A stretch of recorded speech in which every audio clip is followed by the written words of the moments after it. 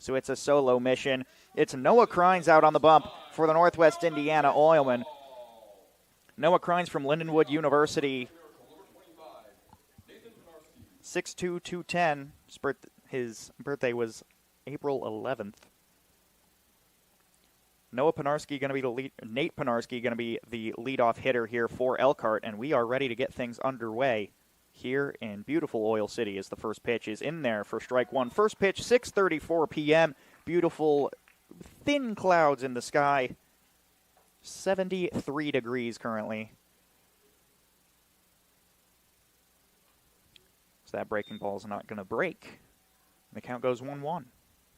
Elkhart County 1-1 on the season as they lost 10-3 here in Oil City Stadium on opening day of the season, as that one is ripped out and just out of the glove of the second baseman. That'll go in the books as a hit.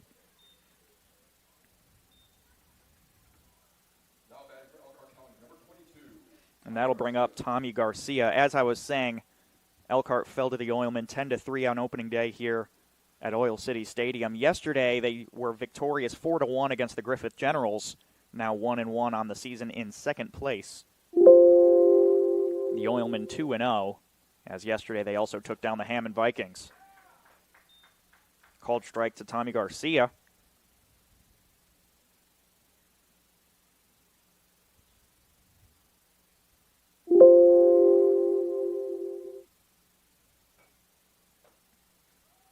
Runner goes, pop fly in the air. That'll either hit the top of the press box or go over. It actually landed in the stands, just shy of a couple kids. Count will go 0-2. Defensive alignment for the Oilmen from left to right is List, Upperman, and Lim. Third to first is Fedor, Rygoza, Garcia, and Garnica and Rutke, Luis Termero is the man behind the dish, and once again, Noah Crines on the bump.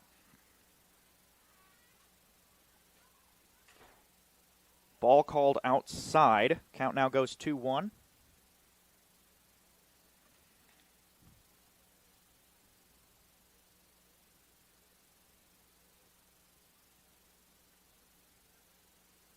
Runner goes again. Ball's in the dirt. He's going to throw down to second. The throw was in time, but the tag didn't beat him. That's going to go in the books as a stolen base, but Oil City crowd not happy with that call. Count goes 2-2 with Penarski on second.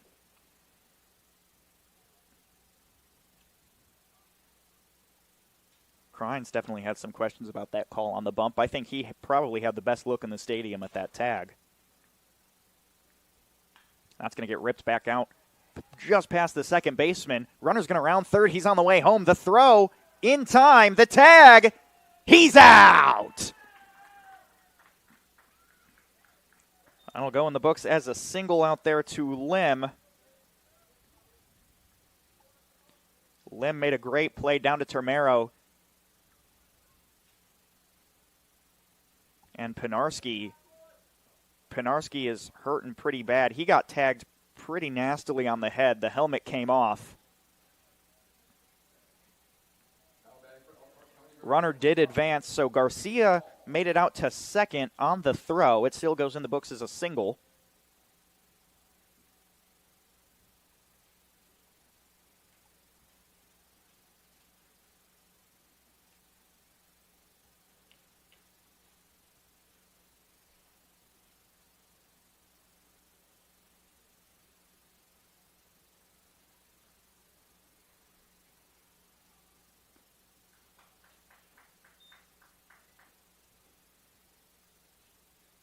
Strike now for Gabe Call in the 3-hole.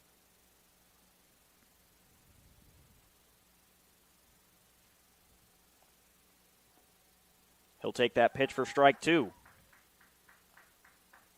It's a close call, definitely just in the corner of that zone.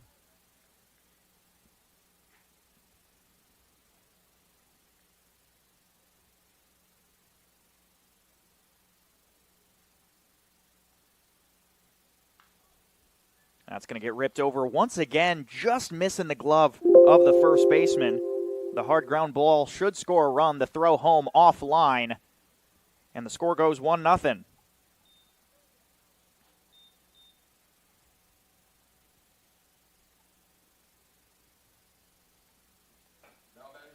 A lot of very close infield decisions to get things started here. We started with the just missed line drive from Garnica out there at second. He missed another ground ball just after that. And now Rutke over at first, just missing that play. First pitch to player manager A.J. Van Bogart is offline. A.J. Van Bogart's going to play left field today.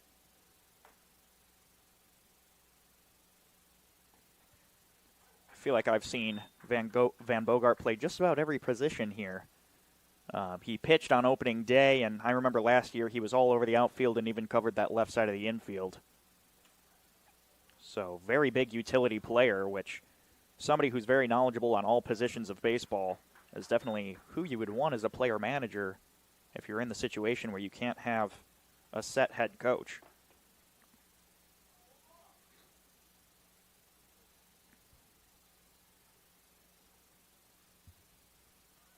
Runner goes, pitch is called a ball, the tag, he's out.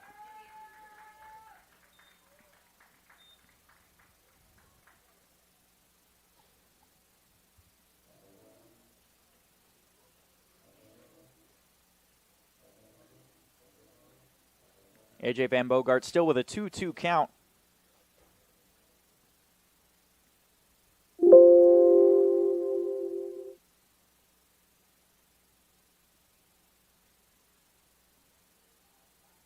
The pitch, swing and a miss, and he goes down by the way of the K. Elkhart County puts a run on the board, but 3 outs, 2 of them due to very eager running. We'll be back with the Oilmen Bats here on JED TV and Region Sports Network. There's a shortage of roofers across the country. Here at Roofers Local 26, our signatory contractors are in need of a well-trained workforce, and it's our job to provide that workforce. We are looking for people that are self-motivated, people that are reliable, people that are willing to give a hard day's work.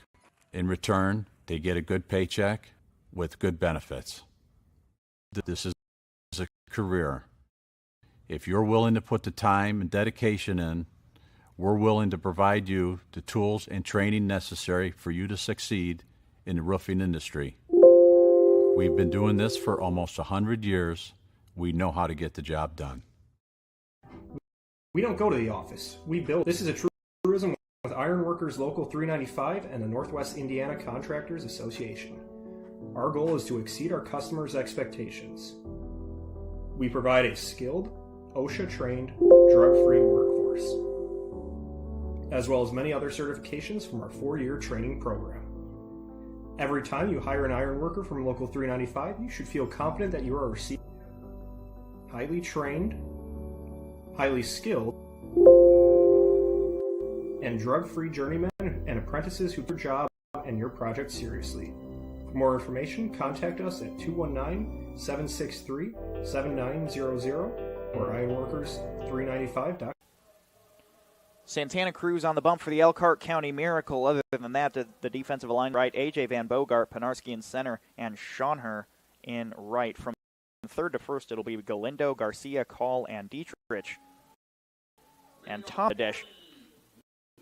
For the Oilmen is going to be Nick Upperman playing center field today.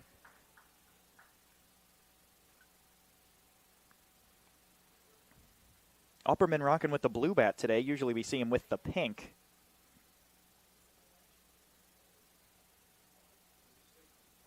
Upperman is, in his 2 games played, has had 8 at-bats. First pitch going to go in as a ball. Currently batting .625 in those first 2 games. Pitch is well offline and behind his head.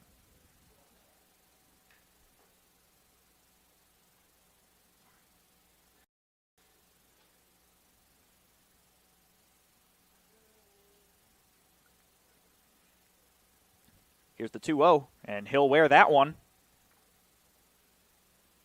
And 3 pitches in, the Oilmen have a runner on first. I don't know if it is because that players don't want to make the drive from Elkhart out to Oil City or if it's just because Elkhart's roster is really this thin. But there's 9 guys in the starting lineup, including the pitcher. The pitcher is hitting for Elkhart today.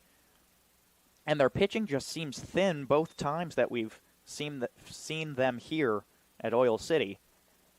It is Mike Fedor up at the dish.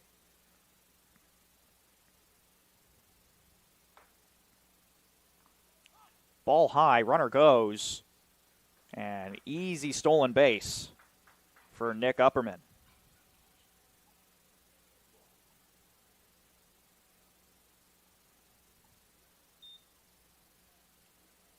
Count goes 1-1. Now with Nick Upperman at second. That one grounded to the left side, foul.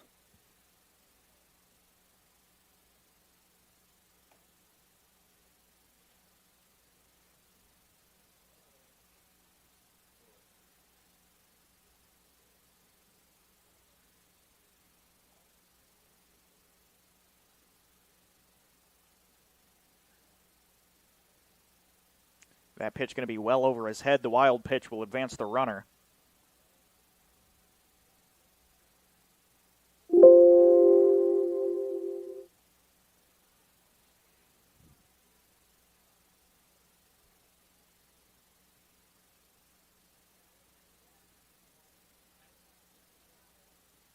Here's the 2-2. Just outside. That's a gutsy. It's gutsy to take that pitch. At least make a defensive swing on it and just chop it foul. But that's hard to take that one. The payoff fouled off on the left side. And we'll do it again with Upperman out on third.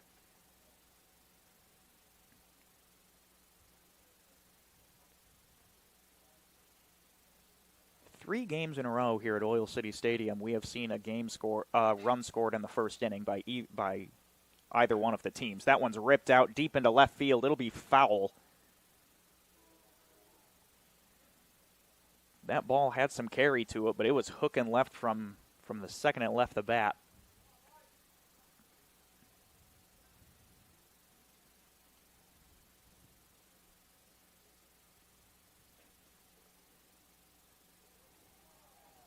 And he's going to wear that one and head on down to first, which I guess a walk or a free base is better than him potentially getting a hit for Elkhart and moving on the runner. This will bring up Luis Termero, the catcher for today, rocking the blue and teal.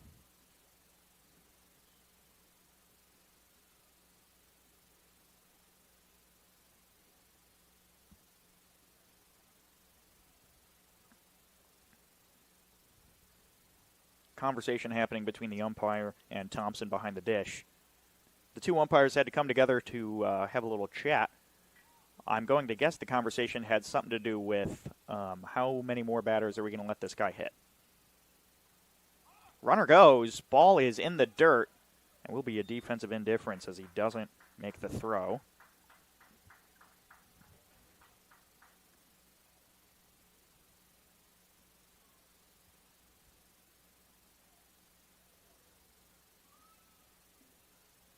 Ooh.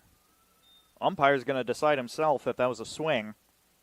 Count goes 1-1. Luis Termero is from Coastal Bend College. One of two players on the Northwest Indiana Oilmen from Florida. That one ripped high and deep out into left center field. Pinarski might have a bead on it. He makes the grab just shy of the warning track. Both runners tag, and that will score a run on the sac fly.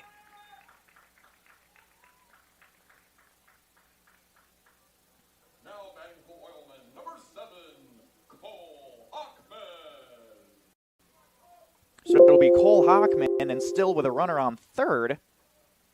Santana Cruz 14 pitches in before he records his first out. And that ball is going to be shy of the head of Hockman. Had to duck out of the way of it.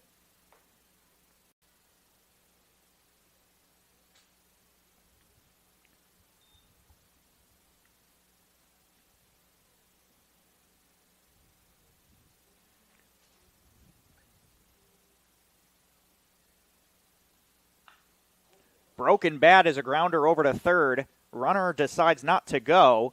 Still makes the play from over at third. So we see a little ground out to third. The broken bat caught Galindo off guard over there at third, and I know it caught Cole Hockman off guard. Distracted everybody a little bit. Fedor didn't know whether or not he wanted to go home. Smart choice, in my opinion, to not go. But now that's 2 outs with a runner on third, and Matthew Rutke wears his first pitch. So we have now hit 3 batters. We are in the first inning. Now batting for Oilmen, number 4, Andrew Lim. Andrew Lim is probably, he's like a top 3, one of my favorite players, just personality-wise, I think. Social media team loves Andrew. Oh, yeah. Also want to give a shout-out to Heather Lim. Very loving parent. The right fielder takes a pitch behind him. The wild pitch will advance both runners, and the Oilmen take a 2-1 lead.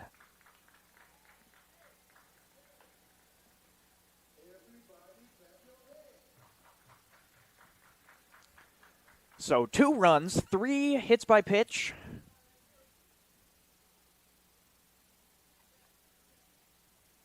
This is our 6th at-bat of the first inning. He's going to take that pitch inside. It's almost like he's trying to hit him.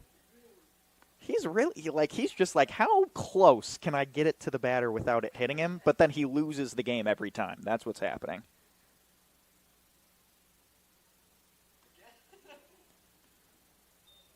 And he will take that one on the back. Now batting for the Oilmen, number 20, Gavin Garnica. Gavin Garnica in the 7-hole now with runners on first and second. 2 outs, 4 people hit by a pitch here in the bottom of this first inning. And he's going to foul that one straight back over the press box. I was ready for the grab. It looked like it had a good angle to come back.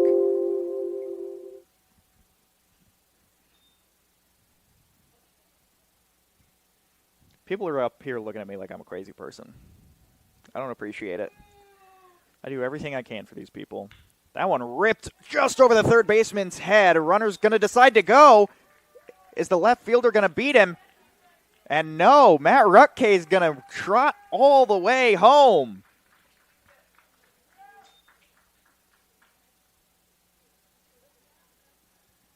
The score is now 3-1 Northwest Indiana Oilmen, and we make it all the way to the 8th batter in the lineup in the first inning.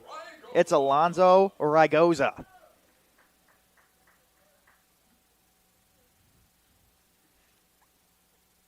Alonzo Rigoza from South Suburban College, a native of Chicago, Illinois.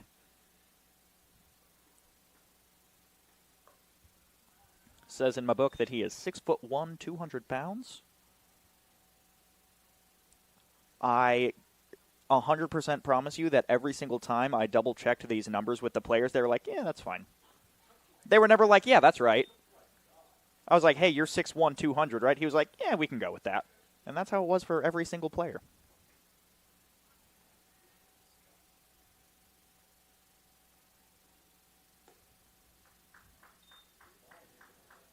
Three balls in a row. I'm curious. I know in my stat book I can see how many strikes he's actually thrown.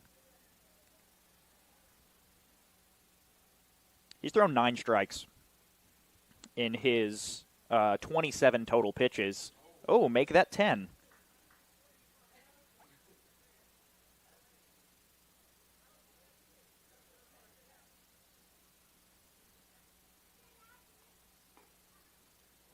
And that one's going to walk him and load up the bases with 2 outs. Now batting for Oilmen, number 6, Mason Liss. Tommy Garcia is going to just call time a little bit and say, hey, let's have a chat. You're not throwing many strikes. We need to throw more strikes. However you need to do that, let's work on hitting that box instead of the batter. We can make it all the way to the bottom of the order to Mason List.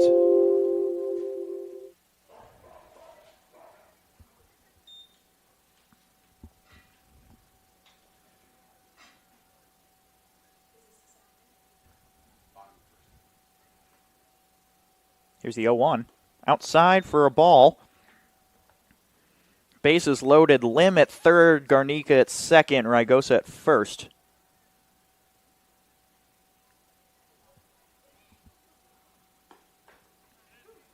That one's going to get called strike 2.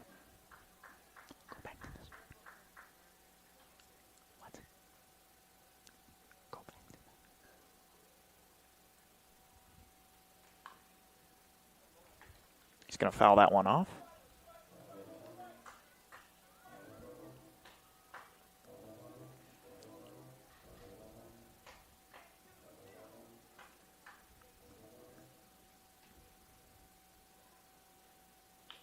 He's going to chop that one, foul on the right side. We'll do the 1-2 again.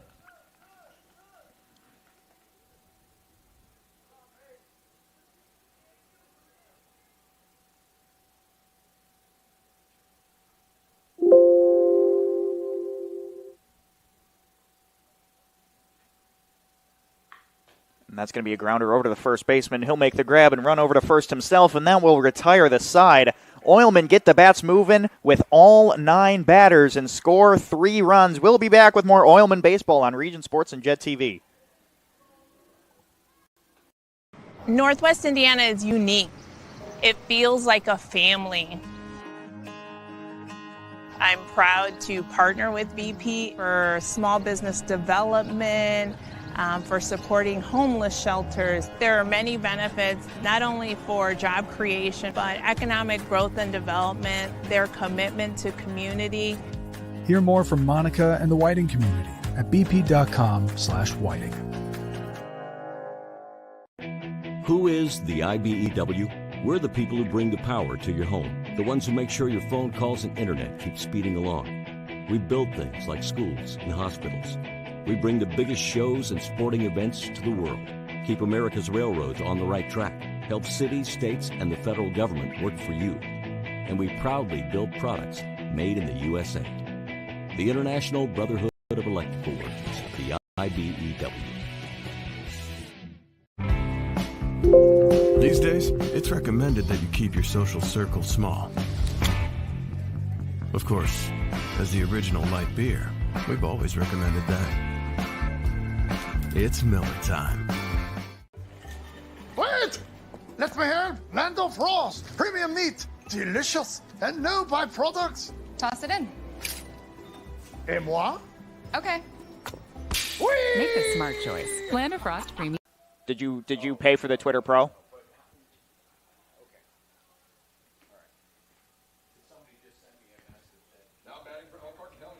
Welcome back to Oil City Stadium. It'll be Nathan Schoenher batting in the 5-hole to get things kicked off in this second inning. Noah Krein still on the bump, only pitched 16 pitches in that first. First pitch going to be just out of the zone.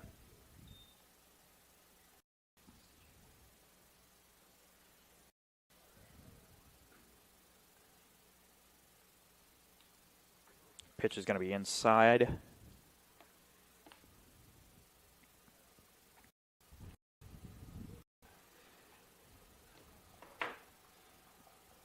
Very exciting first inning. 4 total runs scored. 3 for the Oilmen, luckily, to keep things entertaining.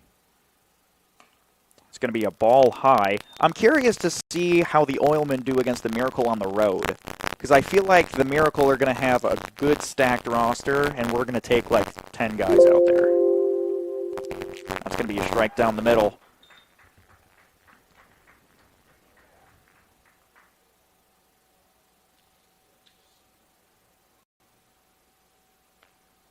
It's going to get fouled off on the left side. Count finally goes full. Noah Krein worked his way back after being behind 3-0 in the count.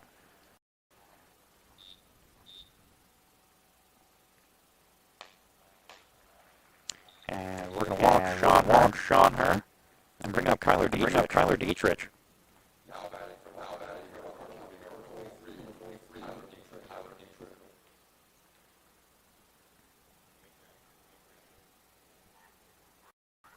I believe this is Dietrich's debut with the Oilmen, as well as Schonher's.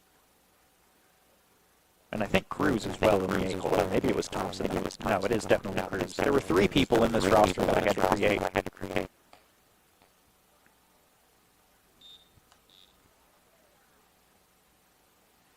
Crines at 23 pitches, 7 this inning. Pickoff attempt over at first unsuccessful.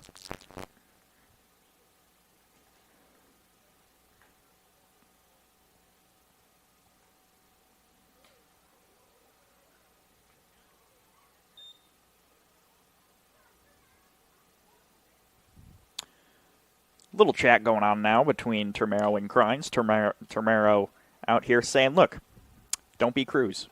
Don't pitch like Cruz pitches. You're Crines. You're not Cruz. I know it can get confusing because you both have CR names, but that's not how you pitch. You're Noah Crines.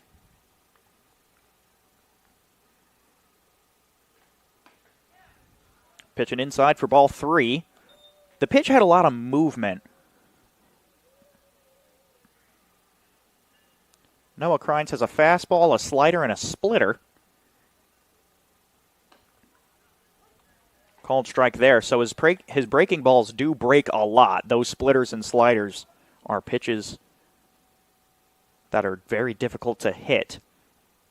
But you need to be able to place them perfectly just to fool those batters. Oh, that one's going to get called ball 4. It looked good to me.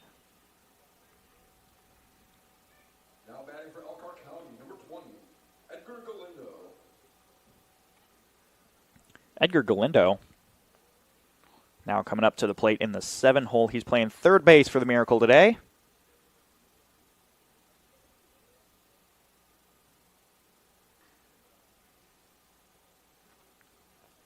Pitch is grounded right up the middle. Shortstop gets a bad hop on it, and that may score a run. Nope, he's going to hold off. The throw from the outfield, very good. That's going to be ruled a ground ball base hit. We'll give him a single up the middle, and that'll fill the bases with no outs.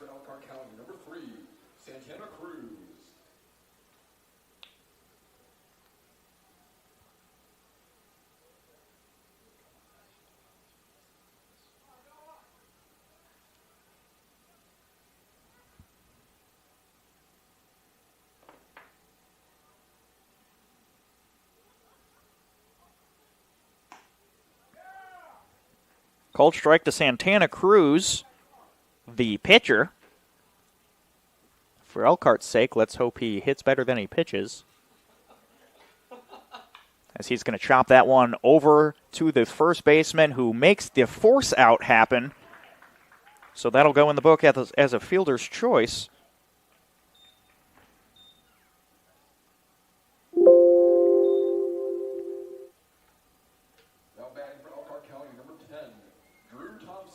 So bases remain loaded, but now the double play a possibility.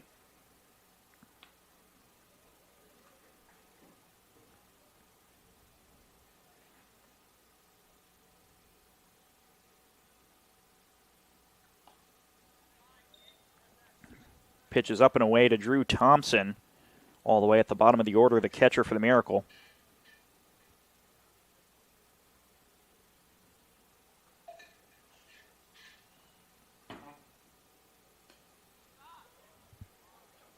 Ball in the dirt. Crines really needs to find his stride as the tying run is on second here in the second inning.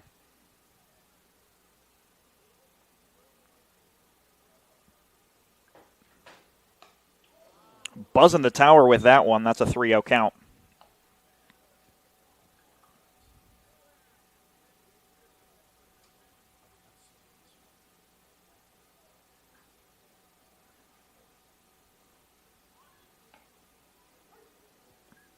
Gets the called strike on the 3-0.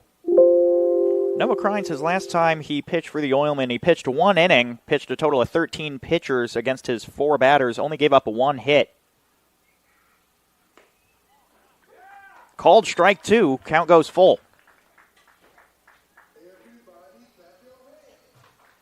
And everybody is clapping their hands.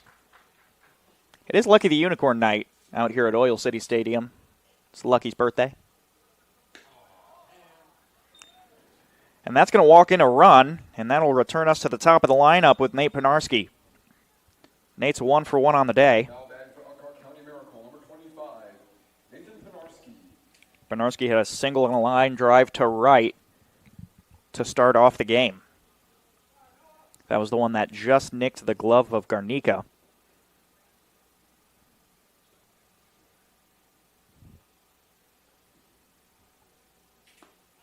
First pitch goes just on that inside corner for strike one.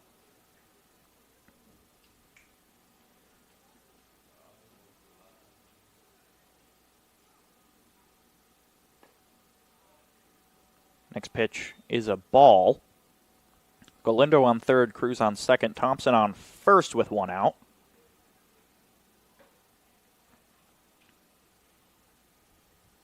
Corner's playing in. Buzz in the tower once again. This is very mental for Crines with bases loaded and only one out. All of your pitches have to get placed, and there's a lot of pressure in this 3-2 ball game.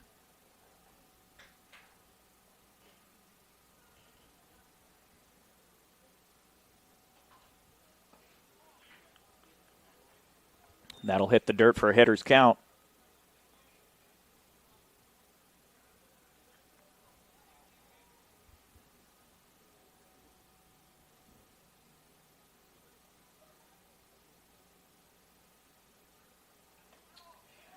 And that'll walk in another run, and the game's tied. Now would be a good time for a mound visit from Mike Caston.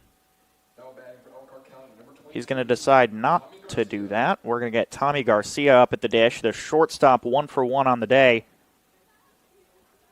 Tommy's first at-bat was a single on a hard ground ball to right field.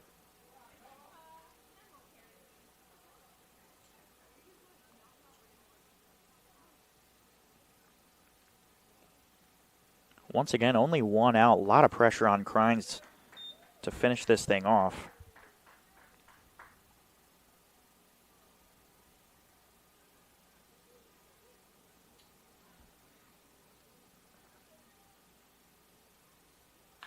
That one's going to get chopped over to the shortstop. He might be able to grab a force out. He is not. That's going to go in the book as a fielder's choice. The run scores.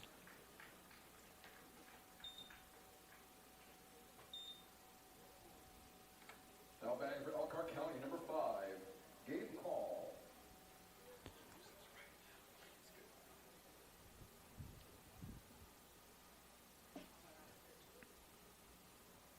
Brings up Gabe Call. Also 1 for 1 on the day. Gabe Call's first time up was a single just down that right side line. He's going to swing and miss at that first one.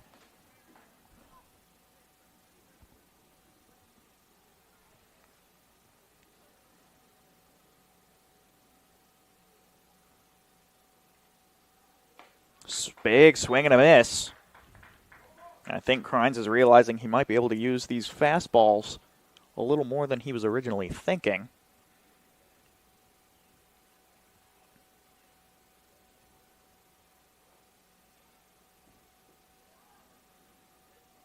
It's worth mentioning that the lights have not kicked on at Oil City Stadium.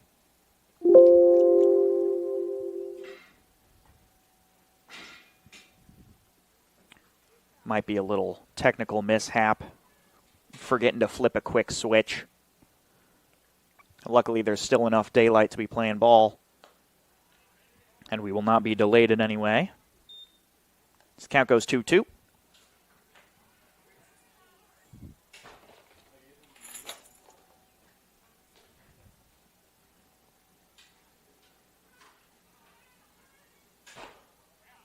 Called, strike 3.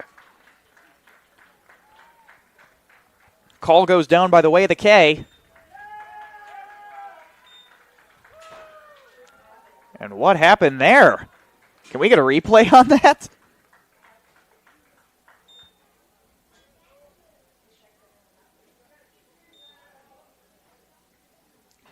And that'll end things here in the top of the second inning. Elkhart Miracle take the lead, but when we come back, it's the Northwest Indiana Oilmen up to bat on Region Sports and Jet TV. There's a shortage of roofers across the country. Here at Roofers Local 26, our signatory contractors are in need of a well-trained workforce, and it's our job to provide that workforce. We are looking for people that are self-motivated, people that are reliable, people that are willing to give a hard day's work. In return, they get a good paycheck with good benefits. This is not a job, this is a career. If you're willing to put the time and dedication in, we're willing to provide you the tools and training necessary for you to succeed in the roofing industry. We've been doing this for almost 100 years. We know how to get the job done. We don't go to the office, we build it. This is a truism with Ironworkers Local 395 and the Northwest Indiana Contractors Association. Our goal is to exceed our customers' expectations. We provide a skilled, OSHA-trained, drug-free workforce, as well as many other certifications from our 4-year training program. Every time you hire an ironworker from Local 395, you should feel confident that you are receiving highly trained, highly skilled, drug-free journeymen and apprentices who take their job and your project seriously. For more information, contact us at 219-763-7900 or ironworkers395.com. Back at Oil City Stadium, and they have so boldly decided to keep crews out on the bump for the Elkhart County Miracle. Something tells me it's going to be a very offensive day here in Whiting. The lights have officially kicked on, just waiting for them to warm up now. Now batting for the Oilmen, number 40, Nick Upperman. Back to the top of the order. See, it's like the first inning never happened. It's Nick Upperman. Just like the first inning, the bottom of the second frame starts down by 1 for the Northwest Indiana Oilmen, starting with Nick Upperman. It's amazing how history repeats itself as the first pitch is swung on and missed.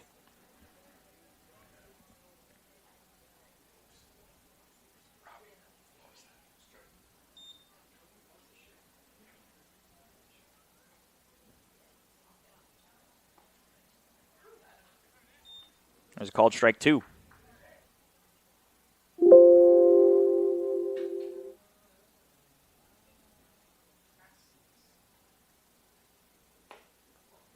Ball called high.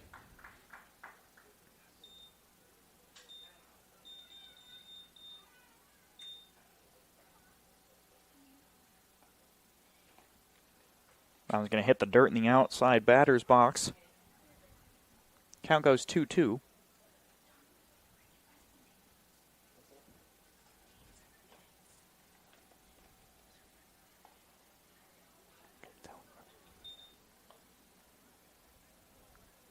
Count goes 3-2. Upperman 0 for 0 on the day as he got pelted in his first at-bat. And he will walk. And his first 2 plate appearances, he still does not record an official AB. And this brings up another 0 for 0 batter in Mike Fedor. Fedor was also hit by a pitch. And now the tying run on first. Mike Fedor looks to get the bats hot for the Oilmen. The Oilmen scoring 3 runs on 1 hit in that first frame.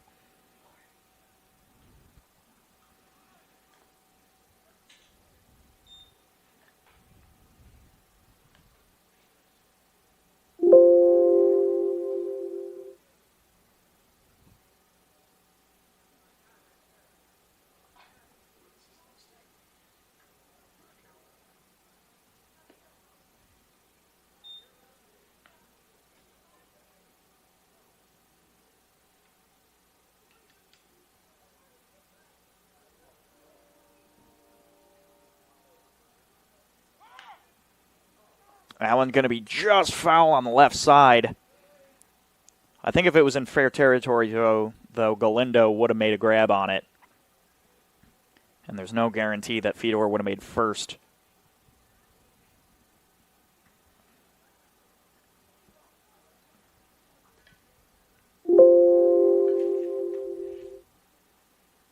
Mike Fedor from College of Lake County in Illinois. He'll swing and a miss.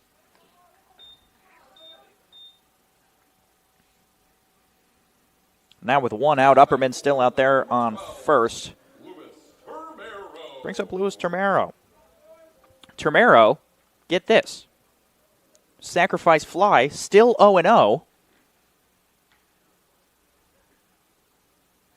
But not for a hit by pitch. Runner goes, and that's going to be on the wild pitch. He will not get a stolen base out of that. Let's see if I could find a wild pitch stat, because there's been a couple.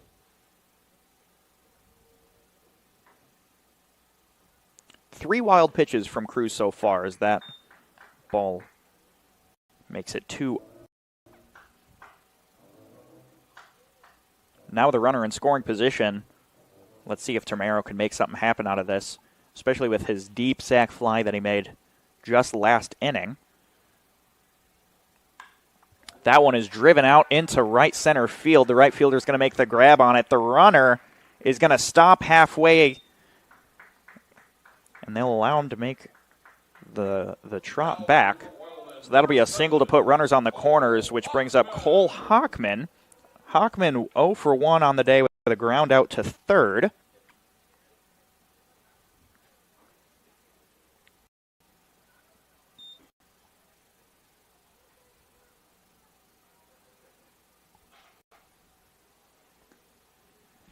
That pitch called a ball, just a tad outside, possibly low. Once again, runners on the corners, only 1 out. Ball just over the head.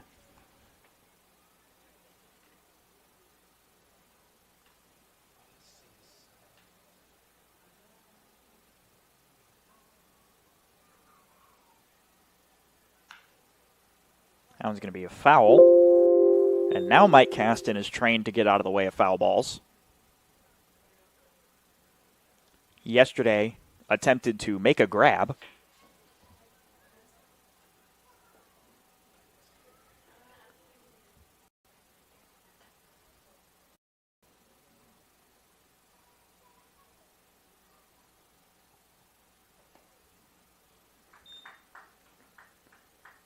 Now Hockman's going to get a hitter's count here.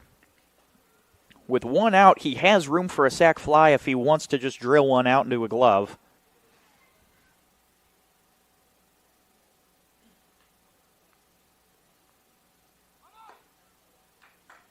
Runner's going to go, and it's going to go in the books as a walk, so Termero does not record the stolen base.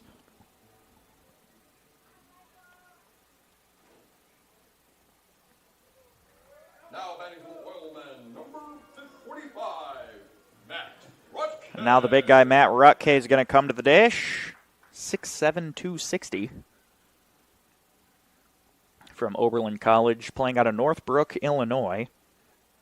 0 for 0 on the day, wore a pitch himself back in the first. First pitch is a ball.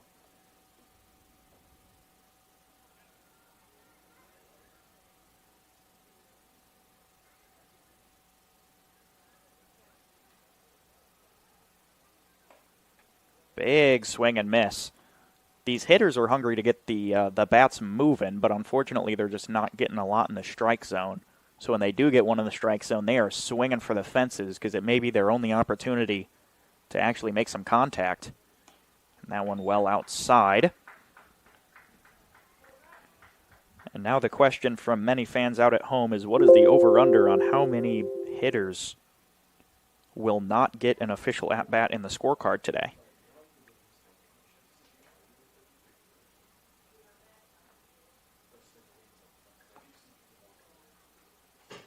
That one's inside as a ball. At first I thought that one hit him.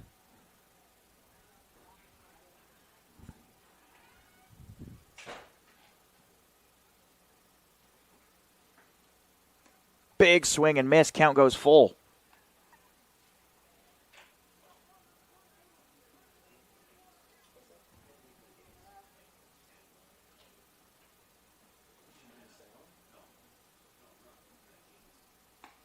Oh, big swing and a miss, and that's our second out.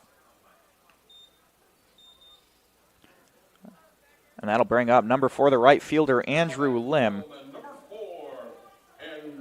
Andrew Lim, can you guess what happened to him his last time up? It was a hit by pitch.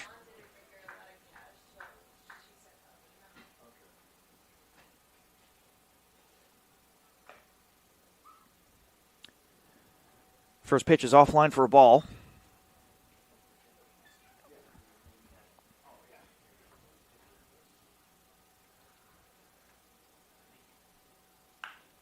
That one is going to be a ground ball. It might find a gap. It's in and out of the glove of Dietrich over at first, and that'll be an infield single with a run. Game is now tied at 4.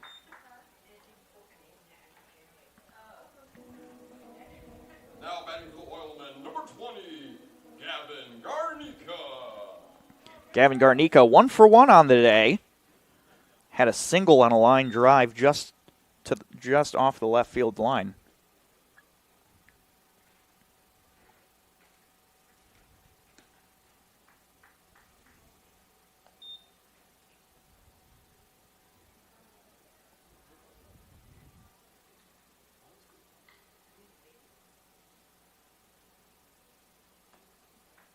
It's going to be another ball high. Count goes 2-0.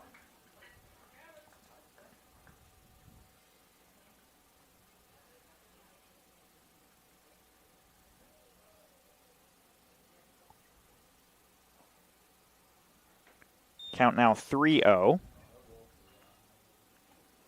33% of the time, Cruz is recording a first pitch strike, which is pretty low. And that'll be a walk, and the run will come in, and it's a 5-4 ball game. And he's going to try and steal home, and he's not going to be able to make it there. He's called out, and that will retire the side. After 2 innings, the Oilmen and the Miracle have gotten the bats heavy. It's 5-4 when we come back on Region Sports and Jed TV.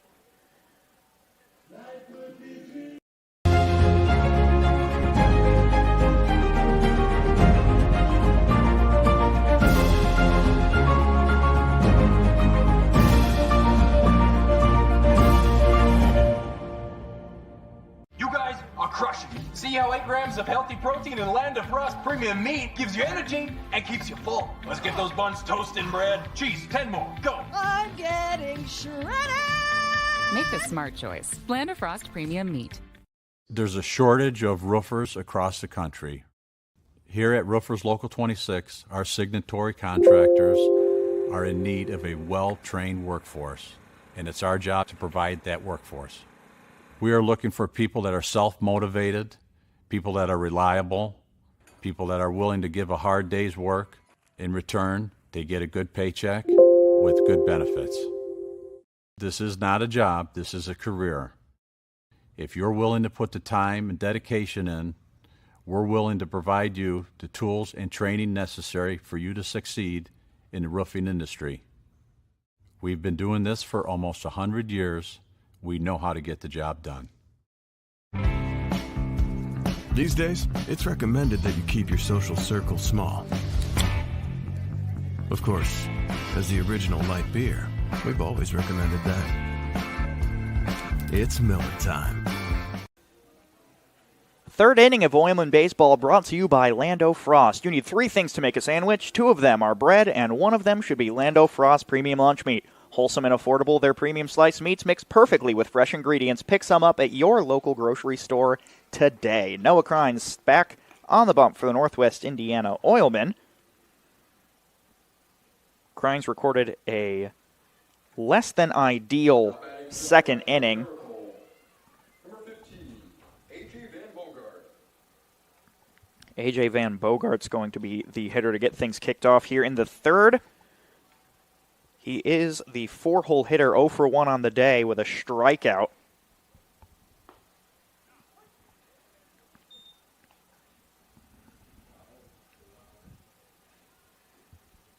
A.J. Van Bogart was the hitter up to bat to end the last inning, but the out was recorded out on the base paths.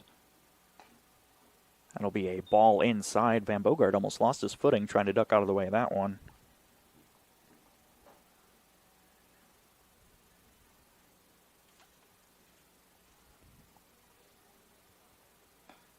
Big swing and a miss. Count goes 1-2.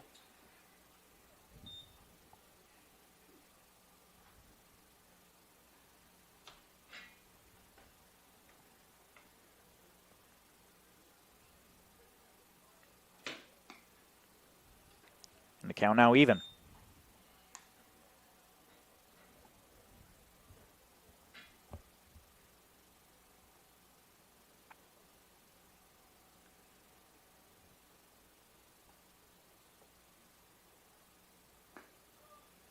Ball called low. Some fans at Oil City Stadium like the pitch.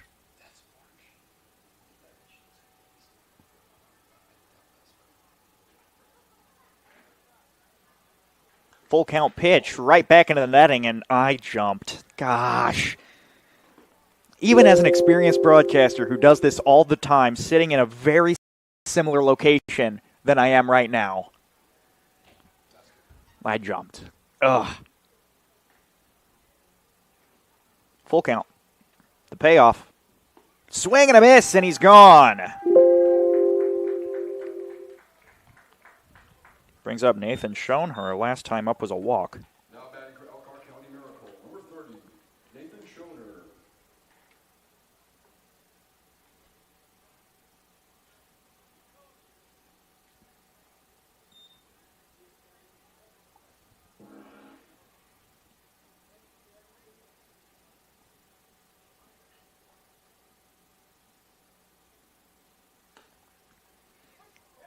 Wow. Pitch called a strike. Great framework there by Termero behind the dish.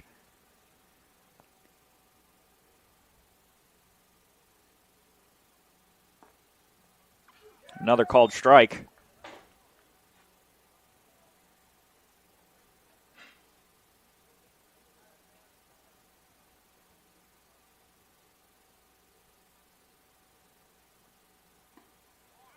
Oh, called strike 3. Back-to-back Ks for Noah Crines.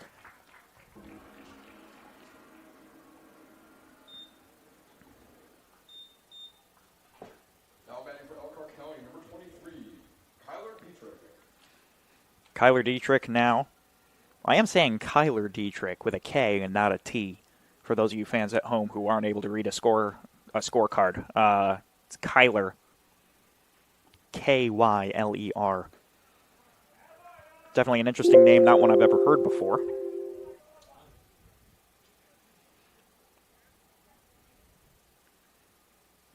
Can we get a sponsor for like people with cool names? Super cool names brought to you by Ironworkers 395. We might have to do that.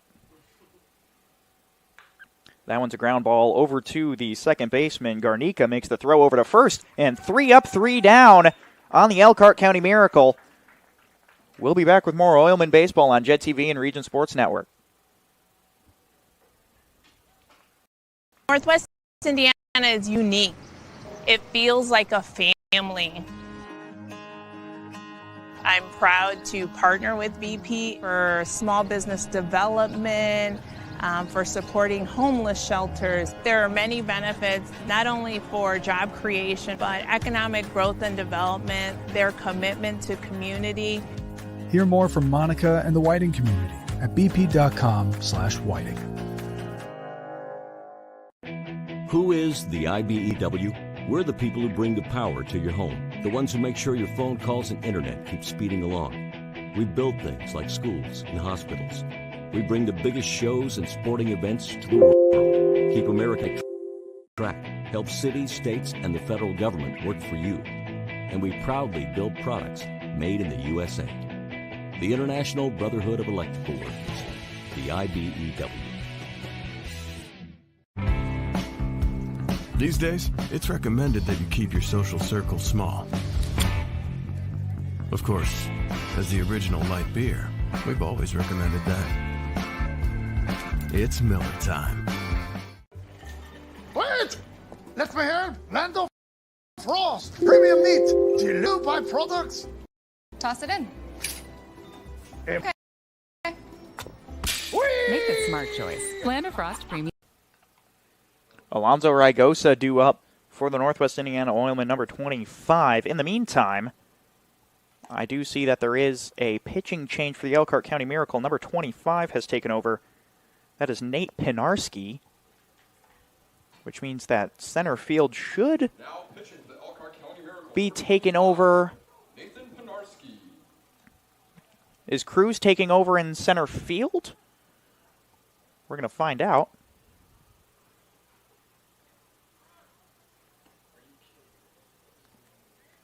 That does not look like Cruz out there in center field.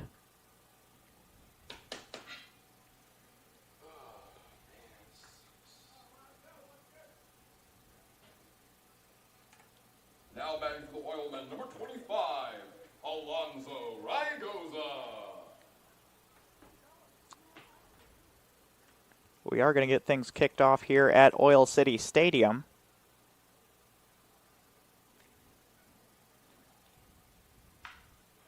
It's going to be a hard hit ball over to the third base side. It'll find a gap.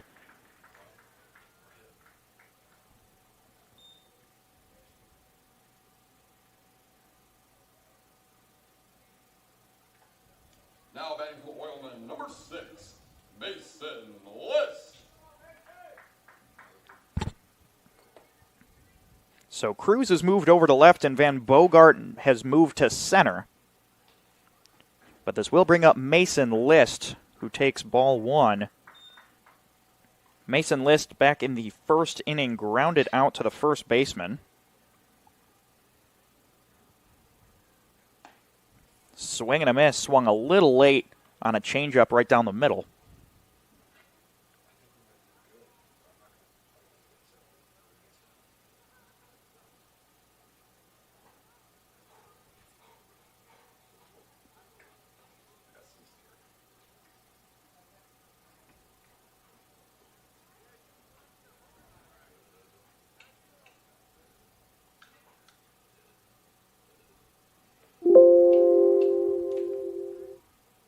And here comes the 1-1.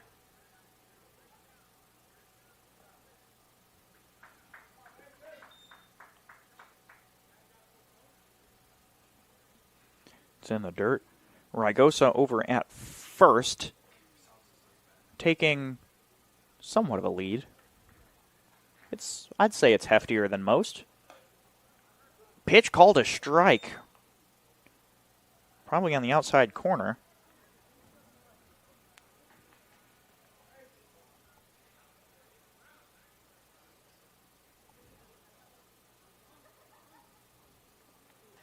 And he's going to get hit by that one.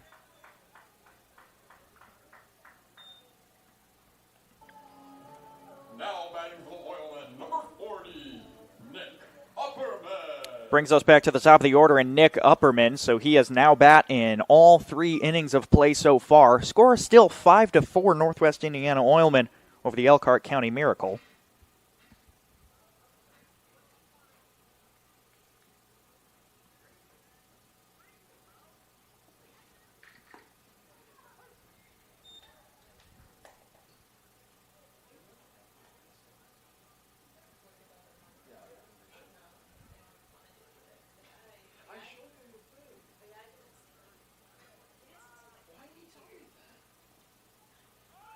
Ball is in the dirt. The runner's going to go, and it's going to be an overthrow, and he'll make it.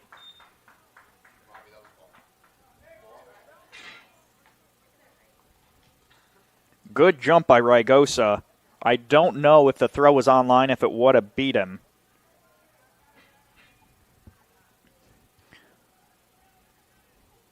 But both of the runners move. Van Bogart out in center, playing well to the left of the dead center mark, leaving a pretty hefty gap in right center field. There'll be another ball to Nick Upperman, who still has yet to record an official AB.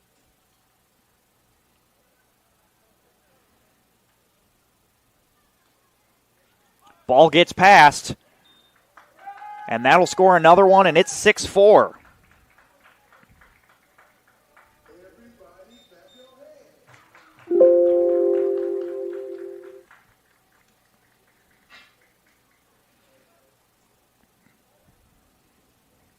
So still a runner on third with no outs. Potential for a big stat pad from Upperman here.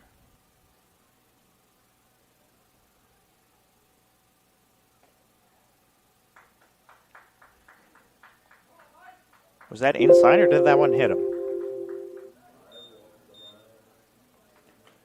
He didn't signal that it was a hit by pitch, so that one's going to go in the books as a walk. That'll bring back Mike Fedor, who's 0 for 1. First time up was hit by pitch, and he struck out swinging in the last inning.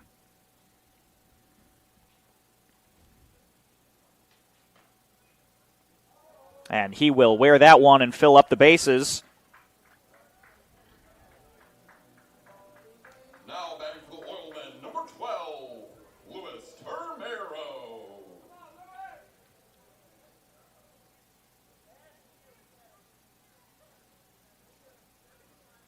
Louis Termero, the catch on the day, had a sac fly to center and a single to right field. It's a hard hit ball, but foul.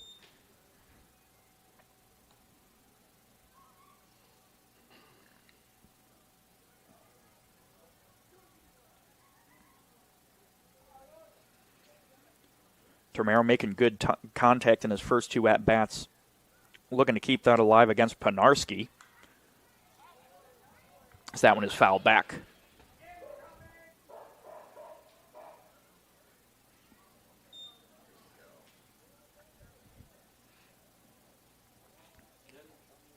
An 0-2. Let's see if in a stressful count like an 0-2 count, Termero can still transfer into a quality at-bat. And that one is drilled high into center field. Van Bogart's not even moving. There's a tag from second and third. He's going to try and get the runner home. Oh, and he's going to tag from first. It's going to go in the books as another sac fly. Termero gets his second sac fly of the day with an RBI. Both sac flies to center field, and it scores everybody. Number 7, Cole Hockman. Brings Cole Hockman up to the dish.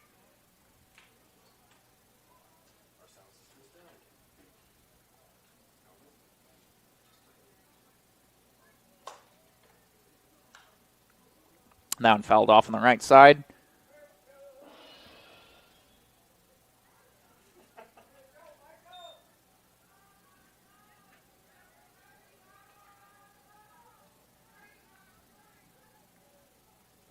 Here's the 0-1.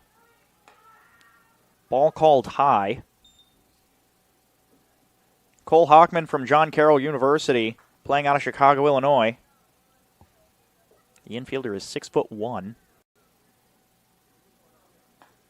That one's going to get called a strike. Breaking ball found the zone just on time.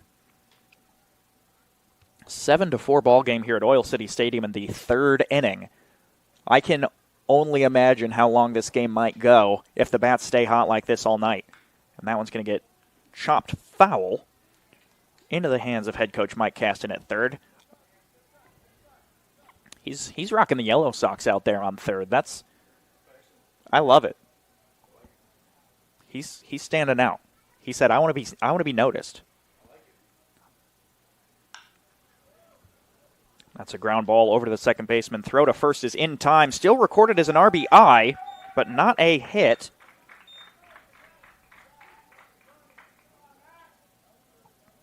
Now batting for Oilman, number 45, Matt Rutke. Matt Rutke with 2 outs and a runner on third. Rutke struck out swinging his last time up. In the first, he was hit by a pitch. That's going to be a grounder in the gap on the left side. Shortstop's going to bobble it. The throw to first. Not in time. It's an overthrow. And that'll be an RBI single.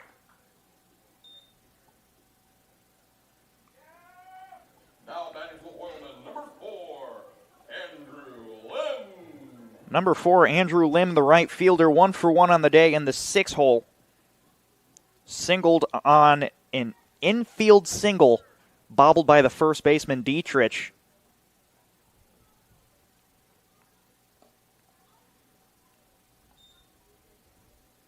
And he'll take ball 1. Score currently 9-4 in the third inning.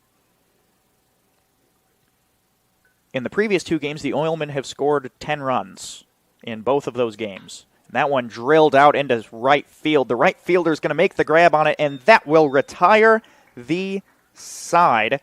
Lots of runs scored here at Oil City Stadium. 4 runs, 2 hits, and no errors on 23 pitches for the Oilmen. When we come back, it's the 4th inning on Region Sports Network and Jet TV.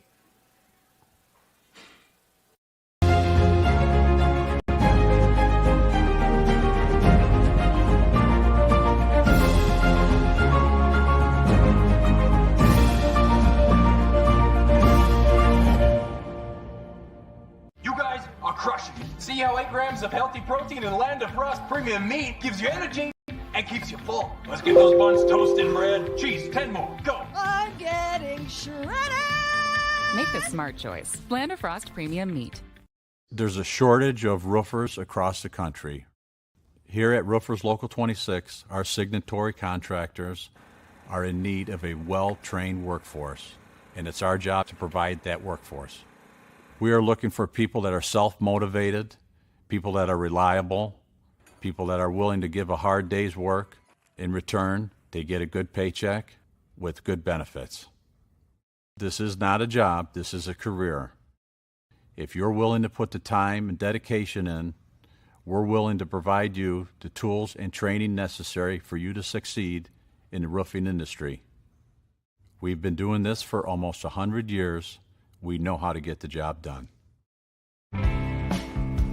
These days, it's recommended that you keep your social circle small.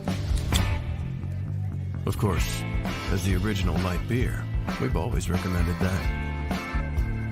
It's Miller time. Welcome back to Oil City Stadium. Fielders taking the field a little bit late to the mascot race here at Oil City Stadium. It is a BP Family Saturday, along with being Lucky the Unicorn Night here at Oil City Stadium.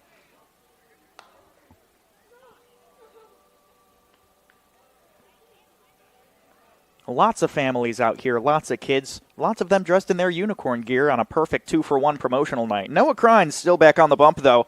61 pitches in his first 3 innings. That's about 20 more pitches than you're kind of hoping for. Trying to start off your 4th frame.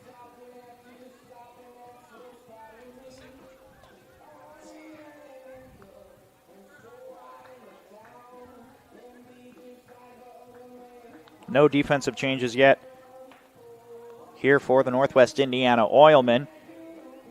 It is Edgar Galindo due up for the Elkhart County Miracle. His last time up was a single right up the middle.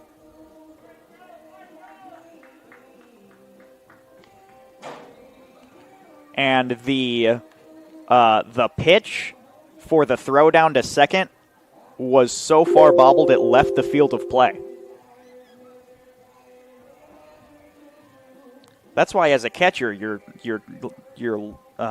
taught to lean over the top of the ball, so when it hops, it just takes you in the chest. But it is Edgar Galindo now for the Elkhart County Miracle, excuse me.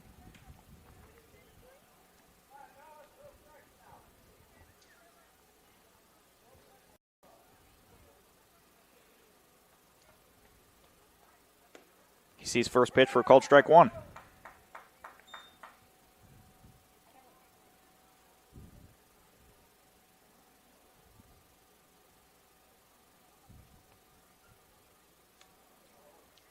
Ball is inside. Not where Tamero thought it was going to end up.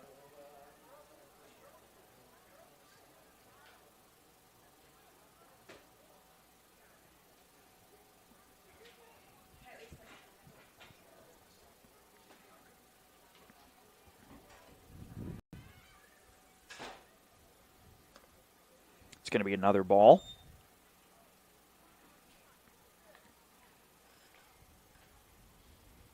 Yesterday's player of the game was Mike Fedor, who's currently out there at third base out of the College of Lake County, out of Homer Glen, Illinois. 2-1 is high and away.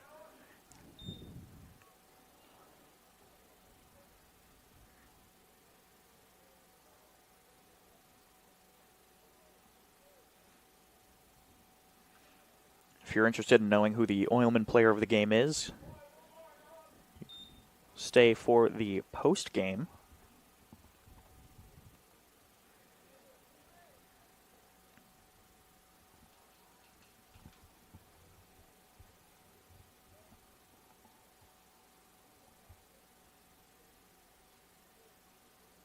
Here's the payoff. Oh, it's called a ball. Check swing, he thought he went. They make the appeal.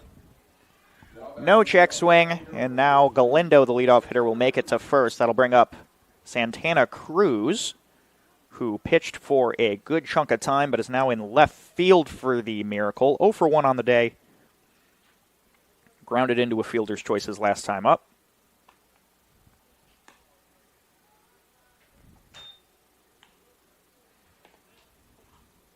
If you're interested in wanting to know what the stats and the scorecard looks like for today's game, you could find us on the Game Changer app. Look up Northwest Indiana Oilmen. That pitch called a strike.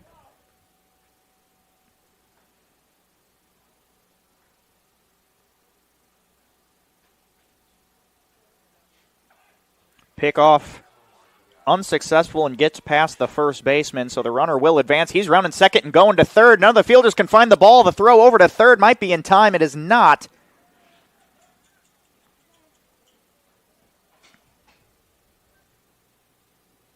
It's going to go as a fielding error.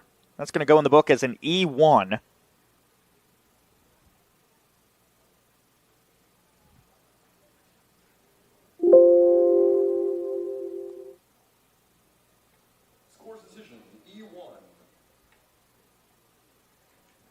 Santana Cruz back on a 1-1 count, but now with the runner in scoring position. Nope. Count still 1-1. Fouled off. Should now be 1-2.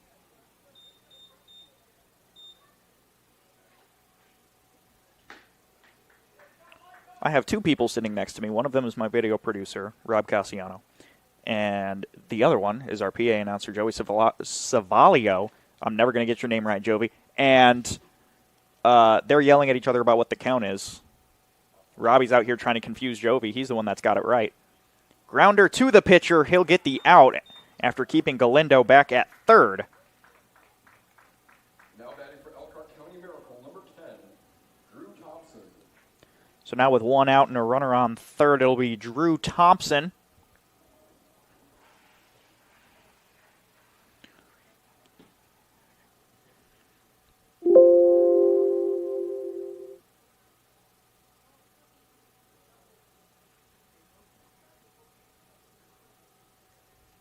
Here's the 0-0. Swing and a miss. Looking for more of a contact swing there. Wasn't trying to drill the ball. Just wanted to get some sort of contact on it.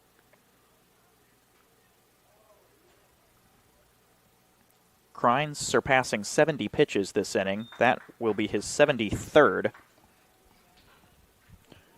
Only here in this fourth inning. I imagine this will be his last inning of work, as long as he's able to record these last two outs.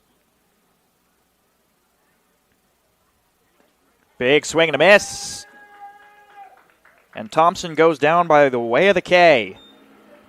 That'll bring up 25, Nate Penarski, currently pitching for the Miracle. 1 for 1 so far on the night. He walked his last time up, but back in the first inning to lead things off, he hit a single on a line drive to the right fielder.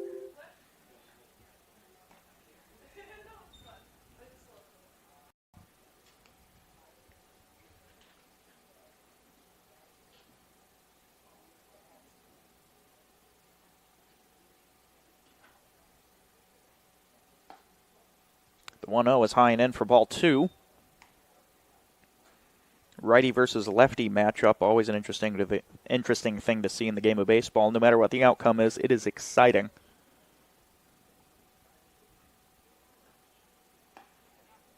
Ball called inside.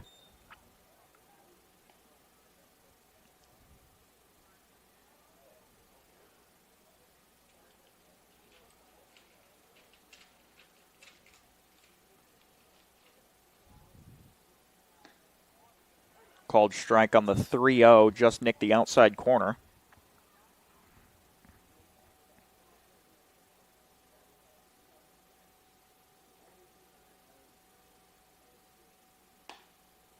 Ball inside, advances the batter to first. So Penarski will be on first with Galindo on third. Still 2 outs. Crines can get himself out of this pickle not a ton of pressure, as a home run here from Tommy Garcia would still keep the Oilmen up by 2. Foul tipped that one.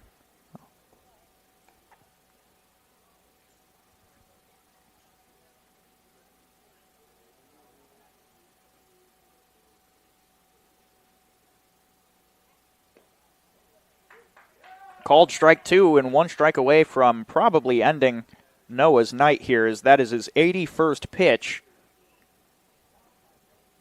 And I see some stretching out there at the bullpen.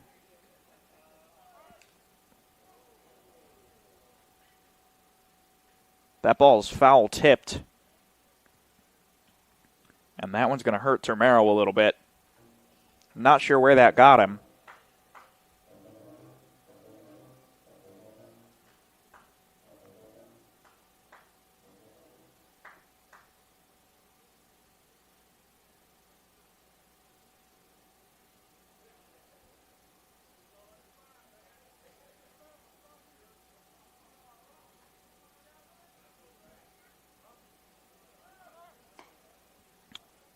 Ball called outside, runner goes. He's called safe. A lot of close calls made by the base umpire in today's game. And a lot of calls not liked by this Oil City crowd.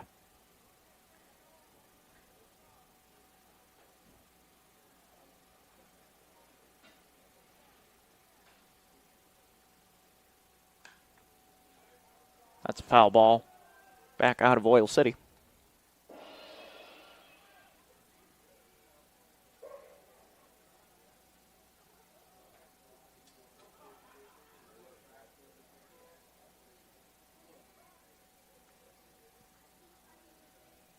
One, two. Swing and a miss. Strike 3. No runs, no hits, 1 error for the Oilmen on 24 pitches. When we come back, it's the bottom of the 4th inning. Northwest Indiana is unique. It feels like a family. I'm proud to partner with BP for small business development, for supporting homeless shelters. There are many, not only for job creation, but economic growth and development, their commitment to community. Hear more from Monica and the Whiting community at /Whiting. Who is the IBEW? We're the people who bring the power to your home, the ones who make sure your phone calls and internet keep speeding along. We build things like schools and hospitals. We bring the biggest shows and sporting events to the world, keep America's railroads on the right track, help cities, states, and the federal government work for you. And we proudly build products made in the USA. The International Brotherhood of Electrical Workers, the IBEW. These days, it's recommended that you keep your social circle small. Of course, as the original light beer, we've always recommended that. It's Miller time. Wait! Let me help! Land of Frost! Premium meat! Delicious! And no byproducts! Toss it in. Et moi? Okay. Whee! Make the smart choice. Land of Frost Premium. Welcome back to Oil City Stadium. Penarski still on the bump for the Elkhart County Miracle.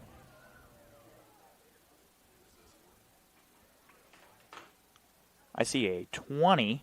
That is Gavin Garnica for the Northwest Indiana Oilmen. 1 for 1 on the day. Single on a line drive to left field back in the first inning. His last time up was a walk.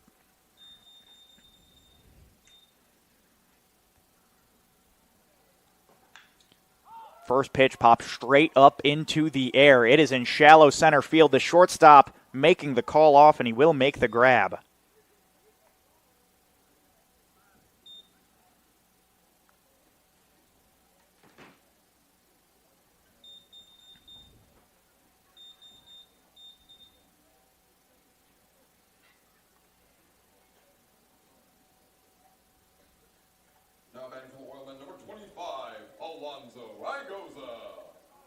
This brings up Ragoza 1 for 1 on the day. The shortstop, number 25, popped straight up once more. This one's in foul territory. First baseman might have a bead on it. Oh, and he'll make a reaching grab. Impressive play by Dietrich.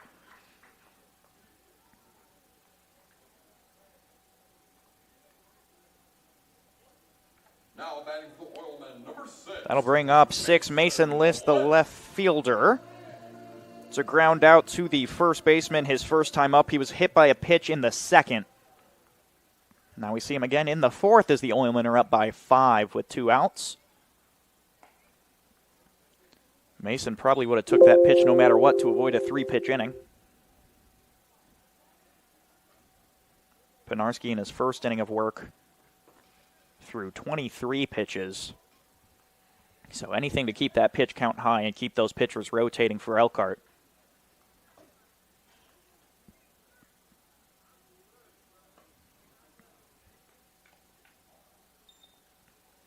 Count now 3-0 to Mason. Mason List looking for the green light. I don't think he's going to get it. And thank God he didn't, because he's going to walk. Now the Colby College student is on first to bring up number 40, Nick Upperman. Upperman still has yet to record an official at-bat, as he's gotten a free base all 3 times up, hit by pitch in the first. The second and the third were walks. And now we see him in the fourth, his 4th at-bat in the 4th inning. And that should tell you all you need to know about Elkhart pitching today.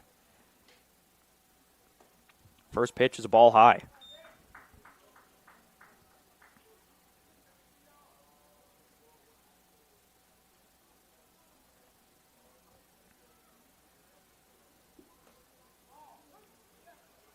That pitch.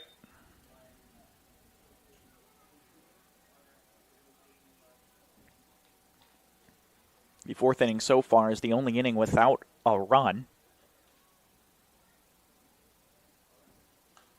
That one's going to get fouled back over the press box.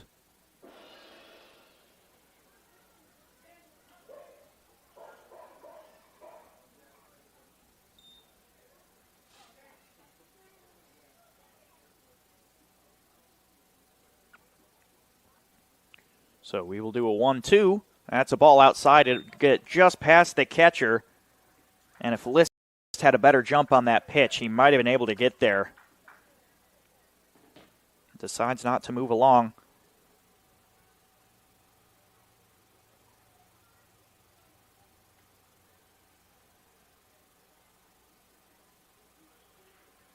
Here's the 2-2.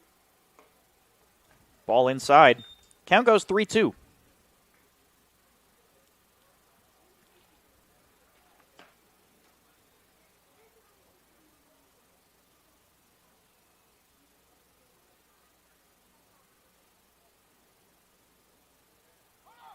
Full count with 2 outs, and that'll be a walk to put a runner in scoring position for Mike Fedor. 0 for 1 on the day. Was hit by a pitch twice and struck out swinging. Number 28, Mike Fedor.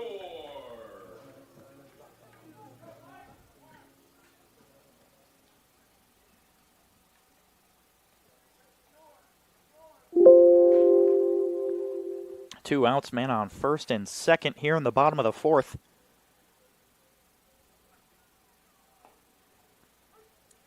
Pitch called a strike on the inside corner. We've been playing baseball for close to an hour and a half, and we are not at the halfway point of this game yet. So if you were hoping for a short game today on your Saturday night, I apologize. That's going to be a ground ball over to the shortstop. He's going to bobble it, and that's going to go in the books as an E6. Scores position, E6. Now batting for the Oilmen. This brings up number 12, Luis Termero. Luis Termero had 2 sac flies and a single, all 3 contact, and all 3 to the outfield.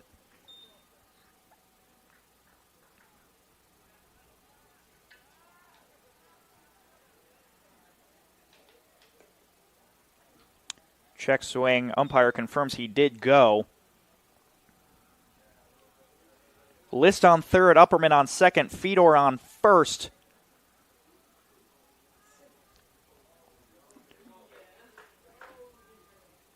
And Termero's going to drive that one high and deep into left field. It's got a chance. Foul. That was a no-doubter over the wall if it stayed fair. Home plate umpire makes the call. It lands foul. He got every piece of that ball. Just swung a tad early. The 0-2. It's in the dirt.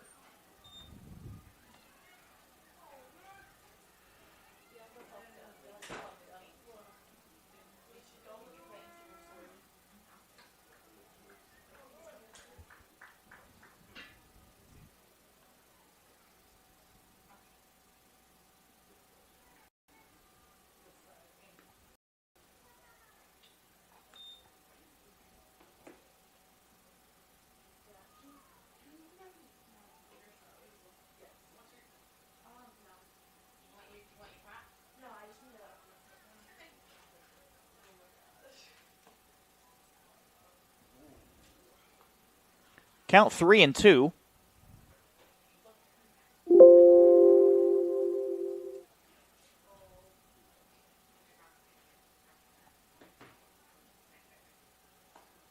And he's going to let that one go inside, and that'll walk in a run. It's a 6-run ball game.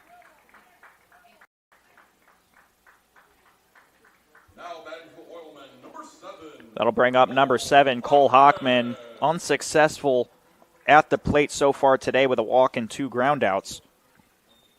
Now in this 2-out situation with bases loaded, this is his chance to seal the deal and basically send the Oilmen home with a win, basically guaranteed, especially with it only being the 4th inning. All 4 innings of this ballgame have had runs scored. Pitch is high and in for ball 2.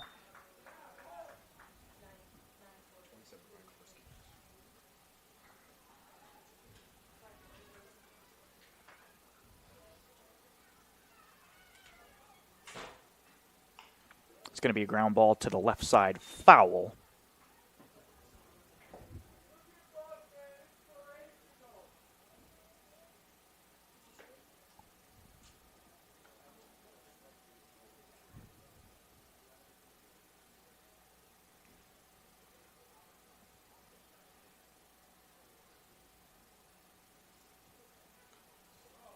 That one fouled back to the net.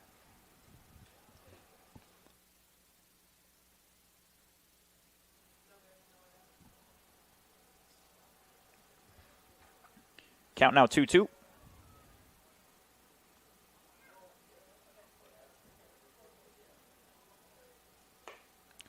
that's going to fill up the count with 2 outs and the bases loaded. And the next pitch is going to be big for both teams.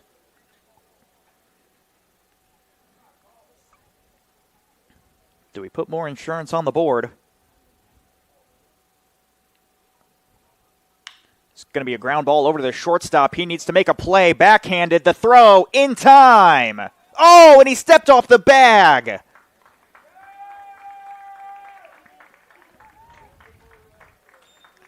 It's going to go in the books as a single.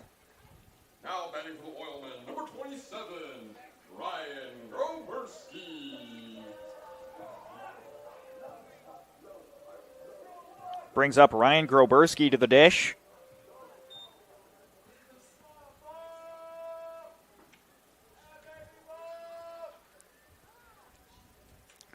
Subbing out. This is a pinch hitter. He'll take ball 1. Pinch hitting in the 4th inning because everybody's already gotten their fill of hitting. A full game's worth in just the first 4 frames. We are in the 5 hole. Big swing and a miss from Groberski. Count goes 1-1. Pinarski has pitched 1 2/3 innings and has thrown 51 pitches. That is a high number.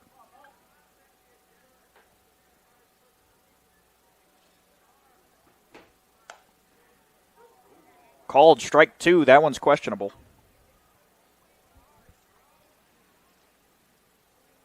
Ryan Groberski, an infielder from Triton College, playing out of Lockport, Illinois.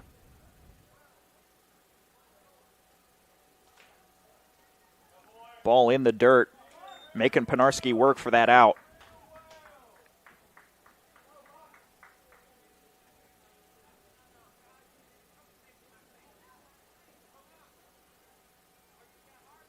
Here's the pitch. Foul back to the net. We'll do the 2-2 again. It is an 11-4 ball game here at Oil City Stadium.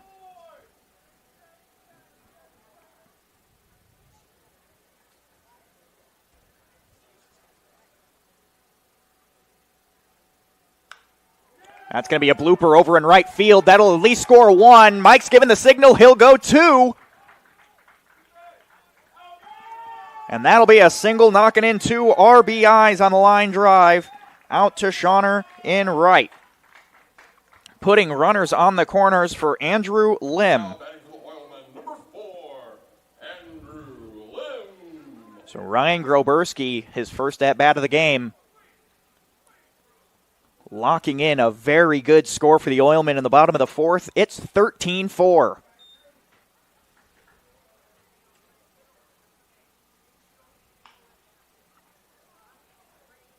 Ground ball over to the second baseman on the... And that will retire the side. And oh boy, a side it was. We see 4 runs on 2 hits and 1 error. 33 total pitches in the bottom of the fourth. When we come back, it's the Miller Lite 5th inning on Region Sports Network and Jed TV. There's a shortage of roofers across the country. Here at Roofers Local 26, our signatory contractors are in need of a well-trained workforce, and it's our job to provide that workforce. We are looking for people that are self-motivated, people that are reliable, people that are willing to give a hard day's work. In return, they get a good paycheck with good benefits. This is not a job, this is a career. If time and dedication in, we're willing to provide you the tools and training necessary for you to succeed in the roofing industry. We've been doing this for almost 100 years. We know how to get the job done. We don't go to the office, we build it. This is a truism with Ironworkers Local 395 and the Northwest Indiana Contractors Association. Our goal is to exceed our customers' expectations. We provide a skilled, OSHA-trained, drug-free workforce, as well as many other certifications from our 4-year training program. Every time you hire an ironworker from Local 395, you should feel confident that you are receiving highly trained, highly skilled, and drug-free journeymen and apprentices who take their job and your project seriously.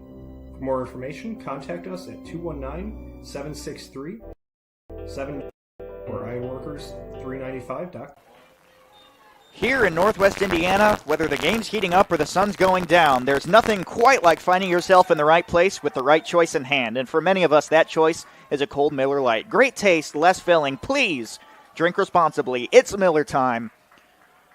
5th inning of Oilman baseball brought to you by Miller Lite as we wrap up the kids' mini T-ball game here to get the 5th inning kicked off.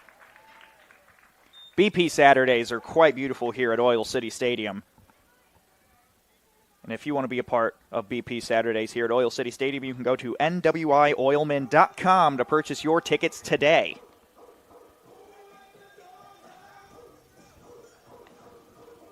And somebody correct me if I'm wrong, but is Noah Crines still on the bump? That is still Noah Crines out there with 85 pitches on the day. Oh boy.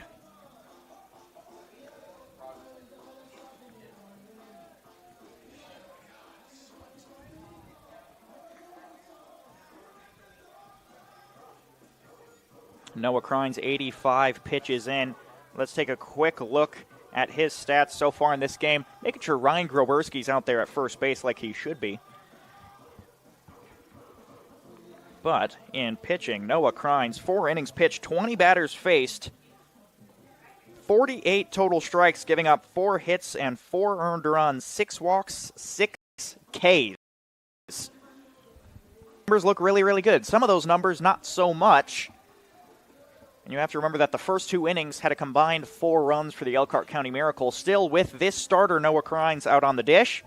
Gabe Call is due up for the Elkhart County Miracle in the 3-hole. He's 1 for 2 on the day with a single on a hard ground ball, down the right sideline. And he struck out looking his last time up.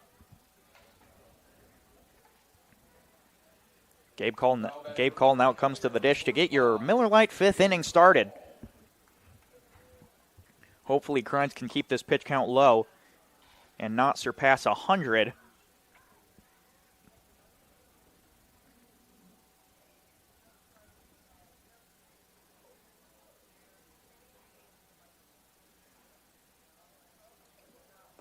His first pitch he'll see is in the dirt for ball 1.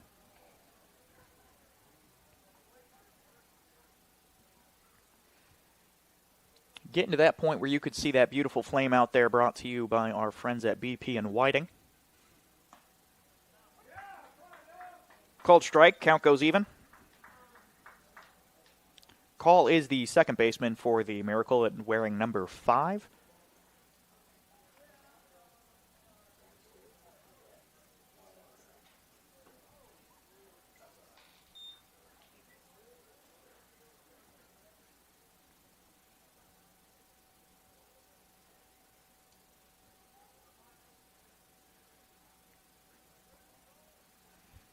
Count now 2-1 on Noah Crines.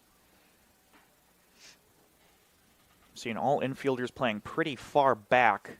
The outfield seems to be playing low. So that pitch will find the zone for a called strike 2. This will be the 90th pitch for Noah Crines.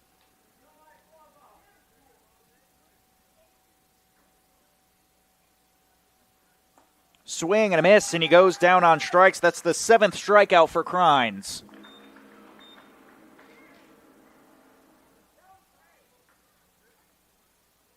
Crines is really hyping himself up here, especially in a part of the game where you're super duper fatigued. You're 90 pitches in. From this point on, it's all about mentality. You give it everything you got. You fight through the pain. And he's trying to keep the energy up to be able to still do that now, as he still needs to record 2 more outs. Strike 1 to A.J. Van Bogart. Still throwing heat 90 pitches in.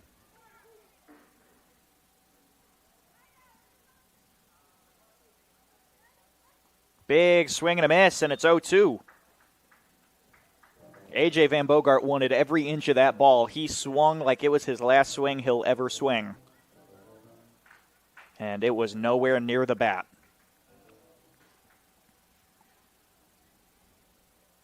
Noah Crines really showing off that slider. Fastball high, ball 1.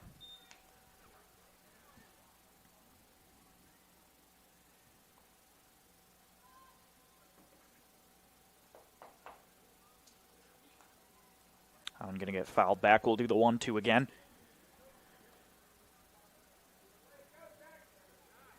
There is some rain due here in about a half an hour at Oil City Stadium. It's supposed to be pretty light. Shouldn't do any damage to the game here.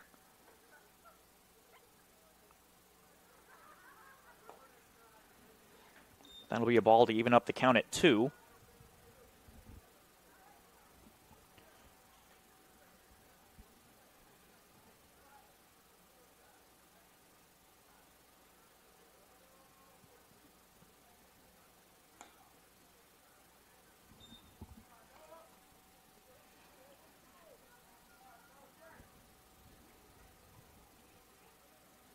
Full count now. Crines 4 pitches away from 100.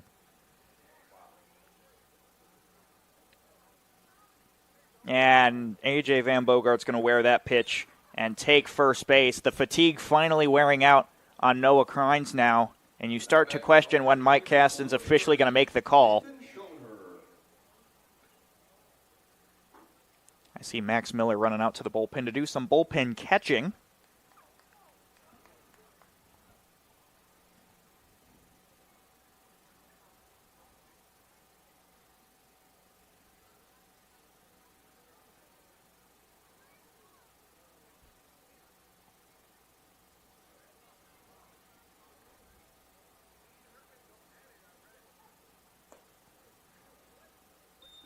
Pitch is called a ball. It's a 1-0 count.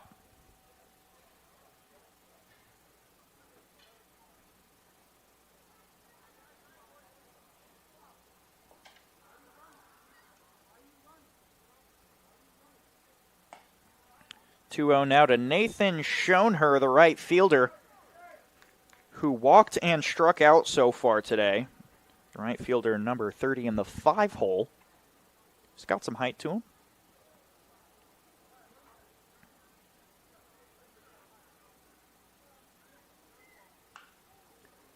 That one chops foul to the left.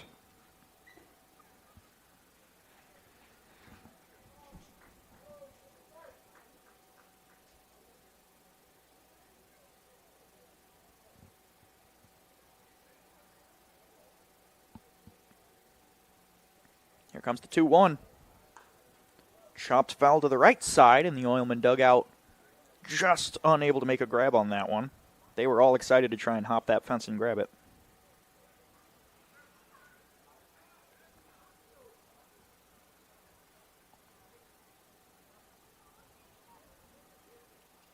The 2-2 from Crines. Oh. Pitch called a ball. That one looked good. Count goes full. Schoenher still no hits today.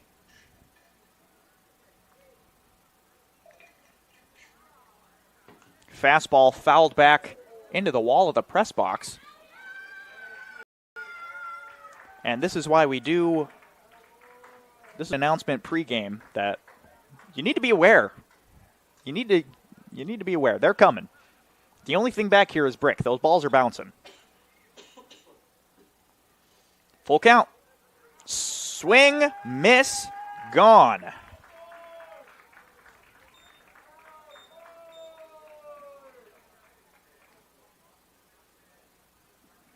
Two outs now. Van Bogart still out there on first.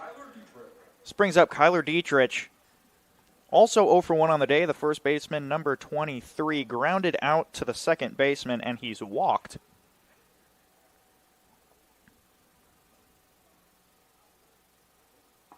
Big swing and a miss on the first pitch.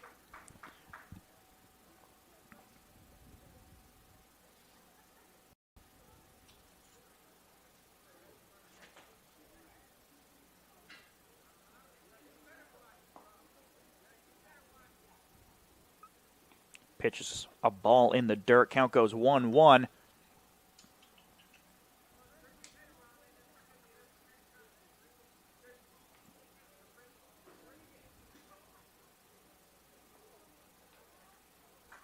Just going to give him the swing and the miss there. One strike away from retiring the side here in the top of the fifth. 22 pitches in to this inning. Noah Crines is at 107.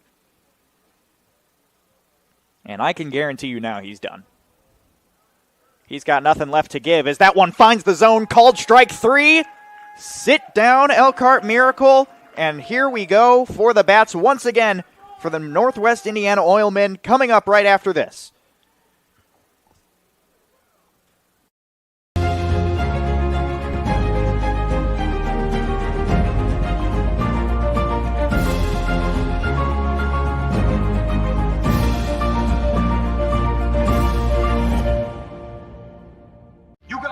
Crushing. See how 8 grams of healthy protein in Land of Frost premium meat gives you energy and keeps you full. Let's get those buns toasting, bread. Cheese, 10 more. Go. I'm getting shredded. Make the smart choice. Land of Frost premium meat. There's a shortage of roofers across the country. Here at Roofers Local 26, our signatory contractors are in need of a well-trained workforce, and it's our job to provide that workforce. We are looking for people that are self-motivated, people that are reliable, people that are willing to give a hard day's work. In return, they get a good paycheck with good benefits. This is not a job, this is a career. Put the time and dedication in. We're willing to provide you the tools and training necessary for you to succeed in the roofing industry. We've been doing this for almost 100 years. We know how to get the job done. These days, it's recommended that you keep your social circle small. Of course, as the original light beer, we've always recommended that. It's Miller time. Welcome back. Oil City Stadium. A lot of defensive changes happening here.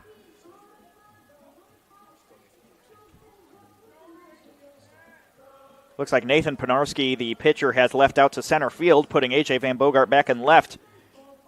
And Cruz will take over second base because the man on the bump now for the Elkhart County Miracle is Gabe Call, number 5.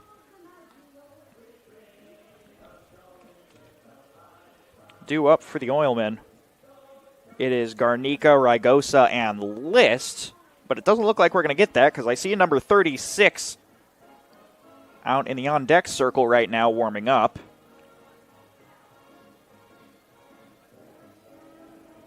Which is Adana Barca.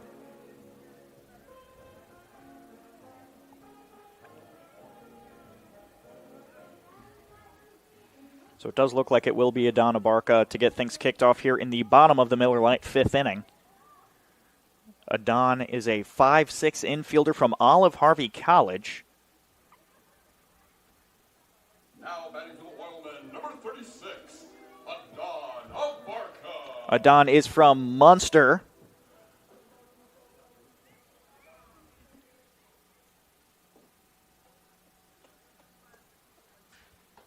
And now Call and Abarca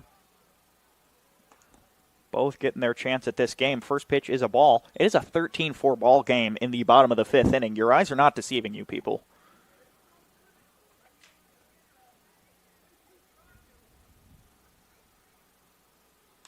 That one is a pop-up, straight up.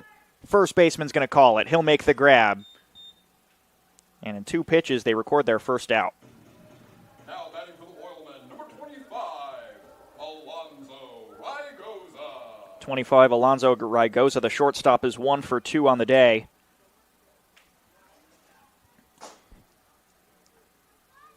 He walked his first time up, but since then has singled and popped out in foul territory.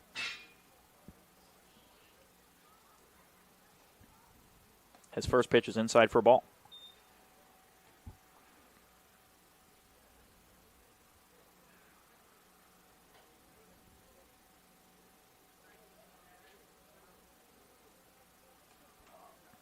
That one's a ball high.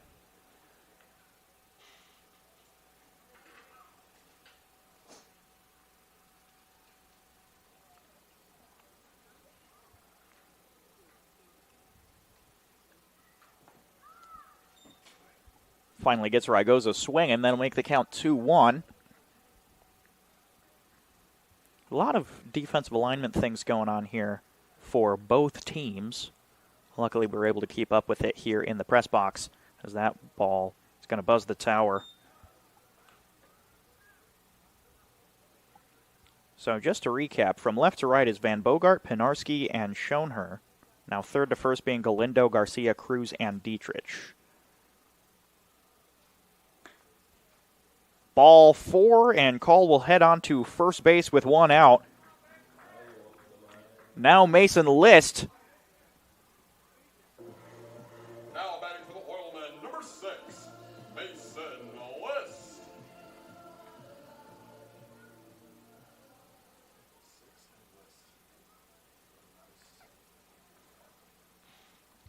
Beautiful fire coming out of BP is very visible now. Inside ball.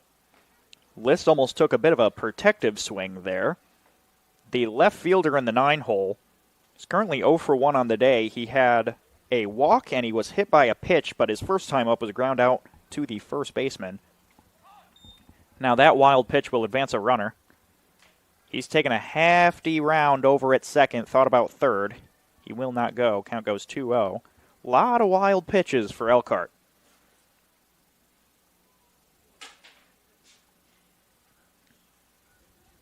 I see a combined 5 wild pitches for the Elkhart County Miracle.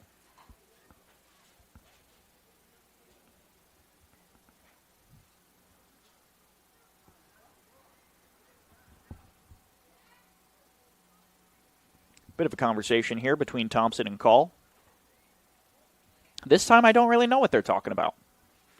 This one might be more of a plan.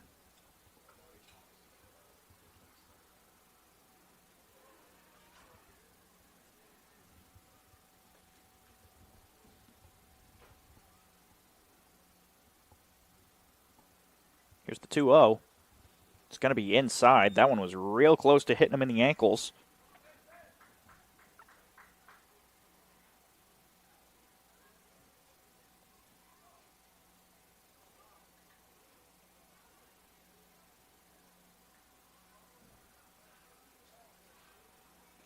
And that one will walk him. And that'll put runners on first and second for a pinch hitter as Upperman, after 4 plate appearances, doesn't record an official at-bat. But this will bring up 16, Kamari Thomas.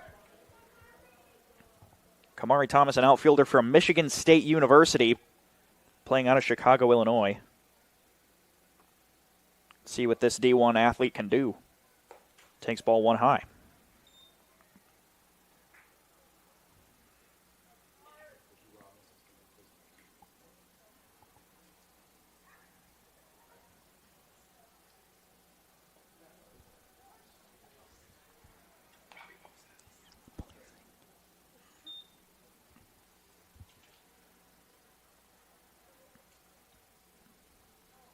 Count now 1-1.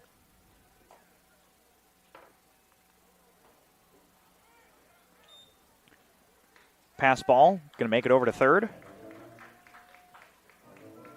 Count now 2-1, both runners advance.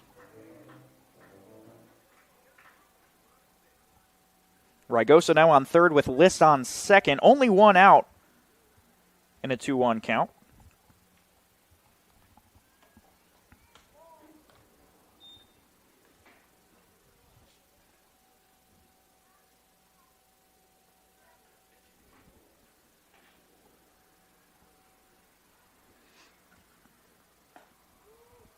Kamari Thomas will watch that one come in for a strike. That's going to fill up the count. First at-bat of the day. The outfielder now batting in the 1-hole slot. Has not really been moving at all today. And that one's going to be a walk. Runners decide not to go very smartly, but that will load on the bases.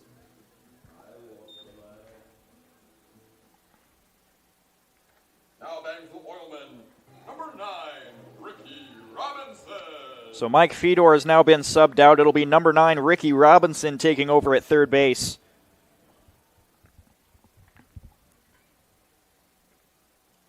Ricky Robinson, an infielder from Kaskaskia College. And I double-checked that name pronunciation with him about 4 times before today, so I know I'm saying it right. He'll be playing out of Plainfield, Illinois. He is a 5'8", 180-pound infielder.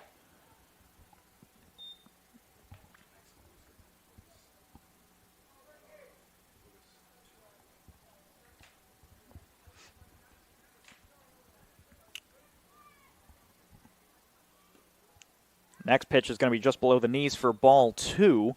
Bases loaded now with 1 out.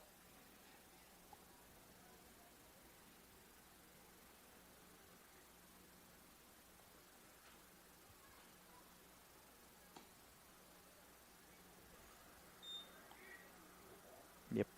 That'll be called a ball. Count now goes 3-1. It is still a 13-4 ball game in the 5th inning. I don't know what the Northern League record is for most runs in a game, but somebody should ask.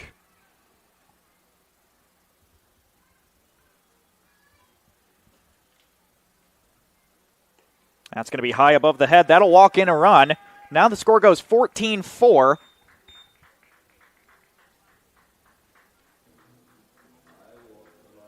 And that'll bring up another pinch hitter. Now batting for the Oilmen, number 13, Max. This is number 13, Max Miller, so he'll be replacing the catcher position, batting in the 3-hole.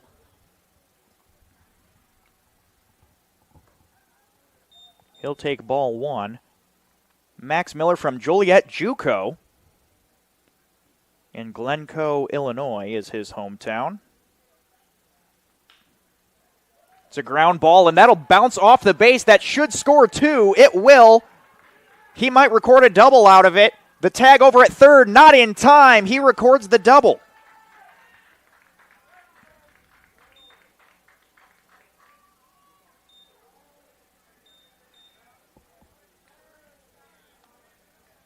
And this will bring up number 8 for the Northwest Indiana Oilmen. That's a Damon Brenna. Doubles brought to you by Midwest Orthopedics. The only way to ensure you could stay running that fast is with Midwest Orthopedics. Elite and everyday performers trust their physicians to help them make a fast, complete recovery. To be your best, see the best. Now runners on second and third in this 16-4 ball game.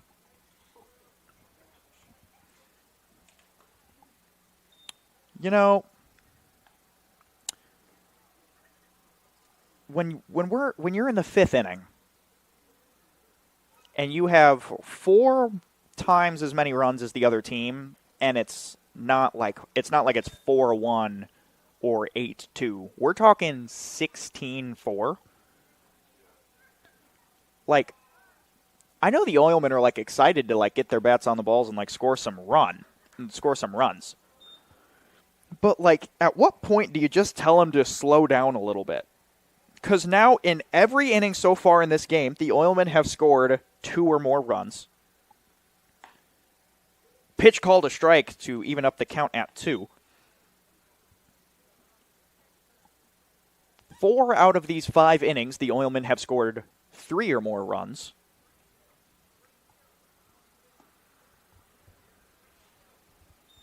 Gabe Call, 30 pitches in to this inning and has only recorded 1 out.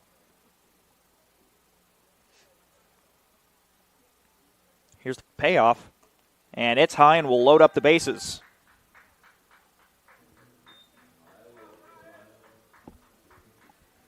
This will bring up 27, Ryan Groberski. He's 1 for 1 on the day.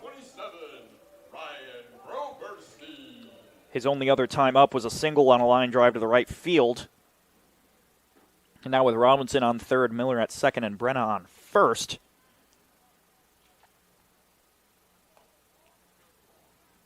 And he's going to balk that one, and that will advance all the runners, so that will not go in as an official pitch. But the score goes 17-4. That advances Miller to third as well, and Brenna to second. And I know Gabe Call is very frustrated out there, only recording 1 out by the way of a pop-out. His second pitch into the inning, and now we're at 31 pitches. And he has not thrown many strikes.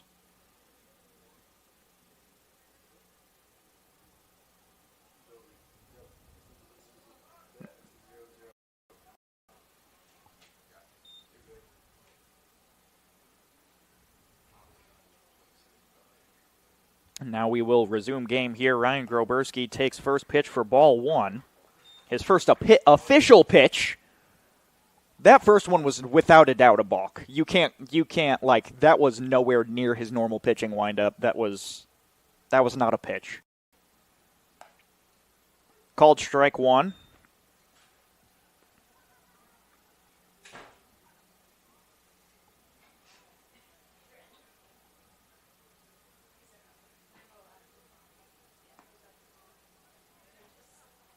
Going to be a swing and a miss for strike 2.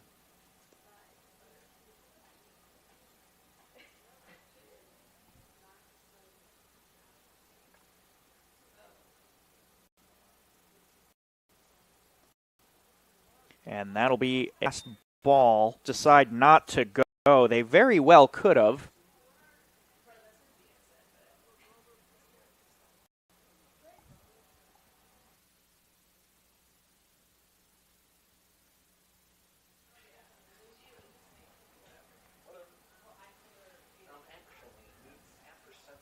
Score still 17-4.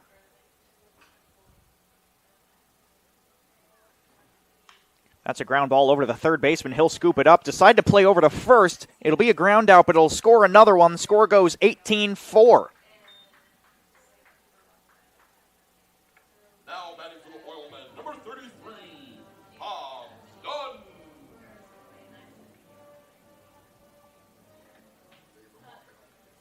Hobbs Dunn decides to take over for Andrew Lim with the Imperial March walk-up song. So he'll take first pitch for a ball below the knees. Finally, 36 pitches into the inning, Gabe Call was able to record an out. So now 2 outs with a runner on second as Hobbs Dunn rips that one off the padding on the right side wall. He wanted every piece of that ball. If he swung a little bit later, he'd probably pelt the Powering America sign out there in right field. Probably putting a hole in the fence out there.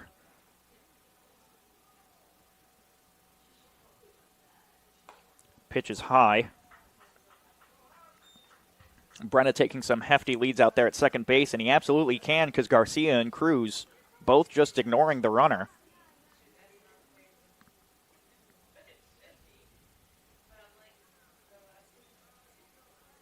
They actually decide to go throw. There was nobody there, so that'll go down in the books as an E1 on an advancement. Scores decision, E1.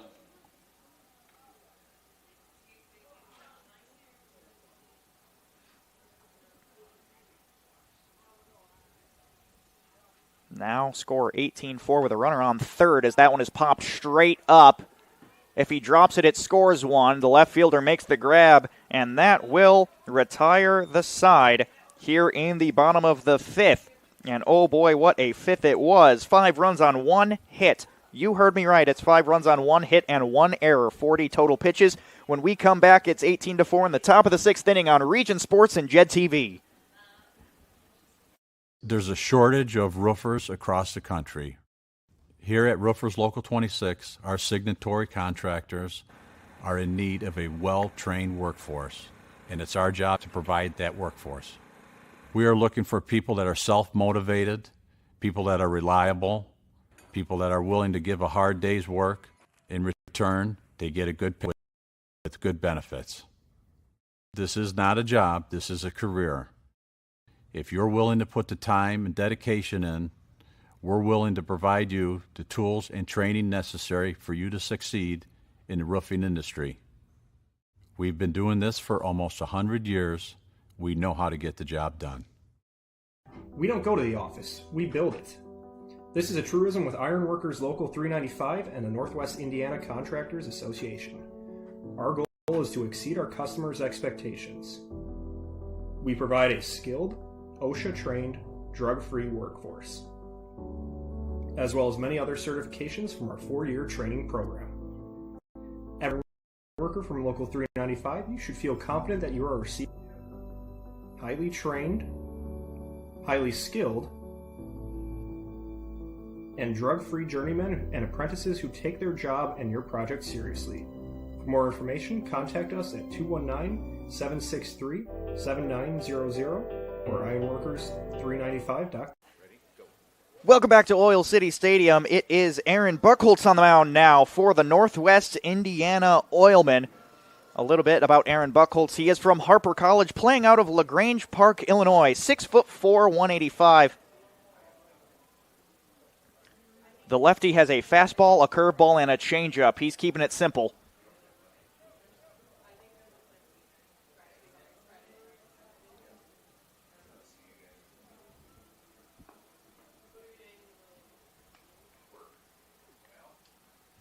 And the throw down to second. It is Max Miller at behind the dish. Ryan Groberski at first. Abarca at second. Rygosa at short. Robinson at third, which means Mason List is out there in left with Kamari Thomas in center. And Hobbs Dunn in right field. Game changer didn't screw me over this time. All right, we've got Edgar Galindo in the 7-hole for the Elkhart County Miracle. And the 6th inning is underway as we see a called strike. We are officially at the 2-hour mark in this game, and we are in the top of the 6th inning. Oh boy. It's going to be a long one tonight, folks.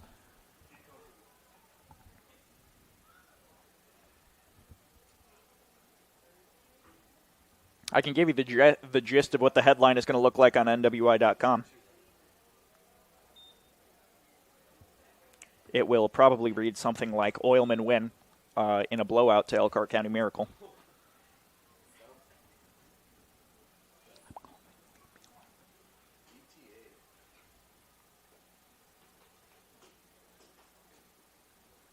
Little chat right now between Buchholz and Miller. I think there may have been a little bit of miscommunication about what signs were going to be like, and just different communication.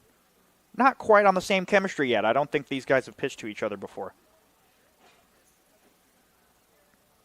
Buchholz did pitch one inning previously for Northwest Indiana Oilmen, only pitched 20 pitches, as that's going to be a called strike 3, and he puts down the first batter by way of the backwards K. Buchholz only gave up one hit in that previous inning that he's pitched, but this will bring up Santana Cruz. Santana Cruz 0 for 2 on the day. He's had a ground out and another ground out. No, he had a ground into a fielder's choice his first time up. And he grounded out his second time up.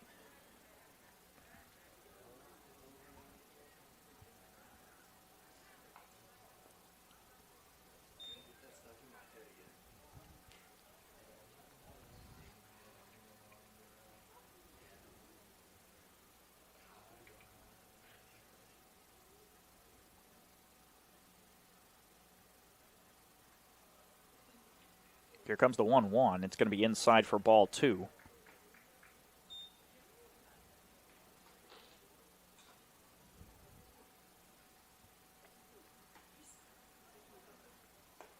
Big swing and a miss for strike 2. Infield playing well out. Center fielder playing quite shallow, though. Oh, he swung. That's a drop third strike. He's going to first. The throw barely in time. Now batting for Elkhart County Miracle, number 10, Drew Thompson. That'll bring up Drew Thompson in the bottom of the order for the Miracle. 2 batters, 2 strikeouts for Aaron Buchholz. In the words of my friend Jovi Savalio, the Miracle need a miracle. They're down by 14, and it is the 5th inning, or 6th inning, I'm sorry, which, by the way, there's still technically time. Anything can happen. Now, given that I know what the rest of the pitching night looks like for Elkhart County Miracle, I assume it only goes downhill for them from here, but I'm not saying it's impossible.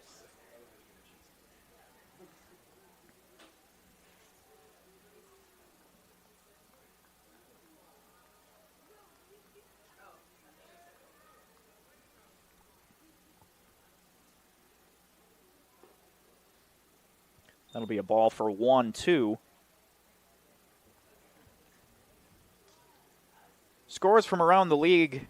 The Griffith Generals lost on their home turf to the Hammond Vikings 11-5 today.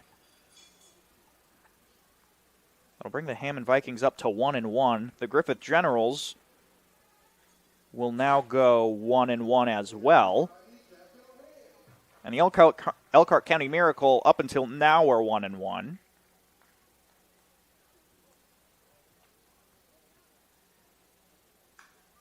That is a pop fly straight into the air. Shortstop makes the grab, and that retires the side. 14 short pitches for Aaron Buchholz, 2 strikeouts, and we'll be back with the bottom of the 6th here on Region Sports and Jet TV.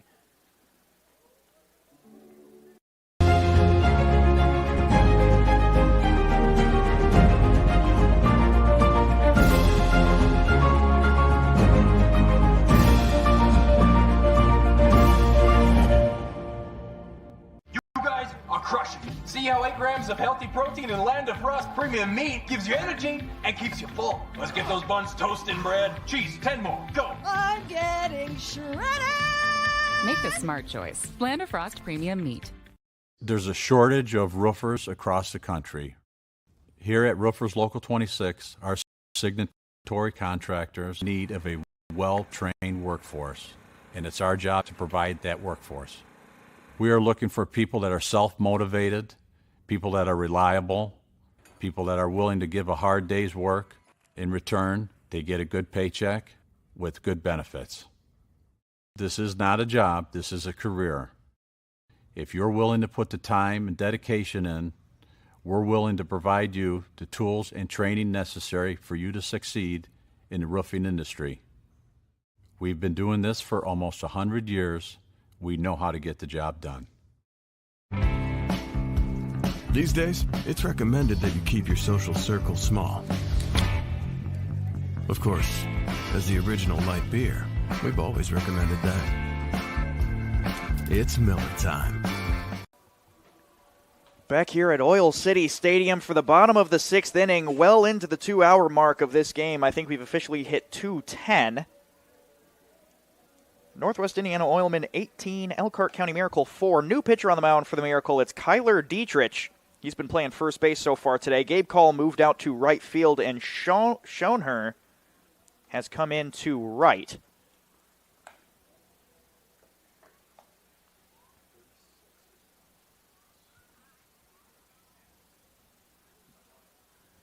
And we'll be looking for a throw down here from Thompson here soon.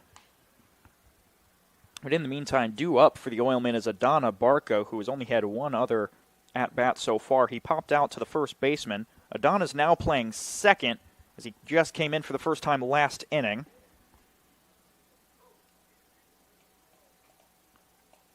Just to give you a recap of what the innings looked like. First inning, Oilmen outscored Elkhart 3-1. In the second inning, Elkhart outscored Northwest Indiana 3-2. Take your wins where you can take them, right? Third inning, 4-0 Oilmen. Fourth inning, 4-0 Oilmen. Fifth inning, 5-0 Oilmen. Sixth inning, no score from Elkhart. We'll see what comes up here for Northwest Indiana Oilmen. Adon getting things kicked off here. The Olive Harvey College student.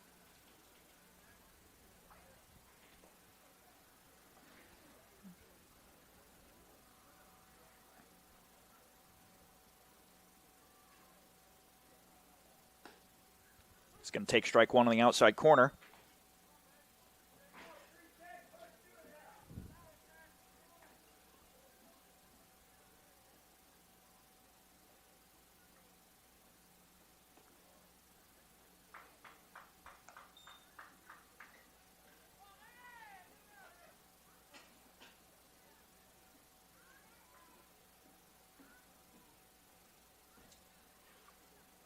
Here comes the 1-1 to Abarca. That'll be a ball inside, not easily grabbed by Thompson. I will say as a catcher, if you're not able to catch pitches that should be relatively easy to catch, you're not doing your pitcher any favors because that's an automatic ball in the eyes of the umpire. Big swing and a miss. Count goes even at 2. I think we have officially hit very dark status here in beautiful Whiting, Indiana.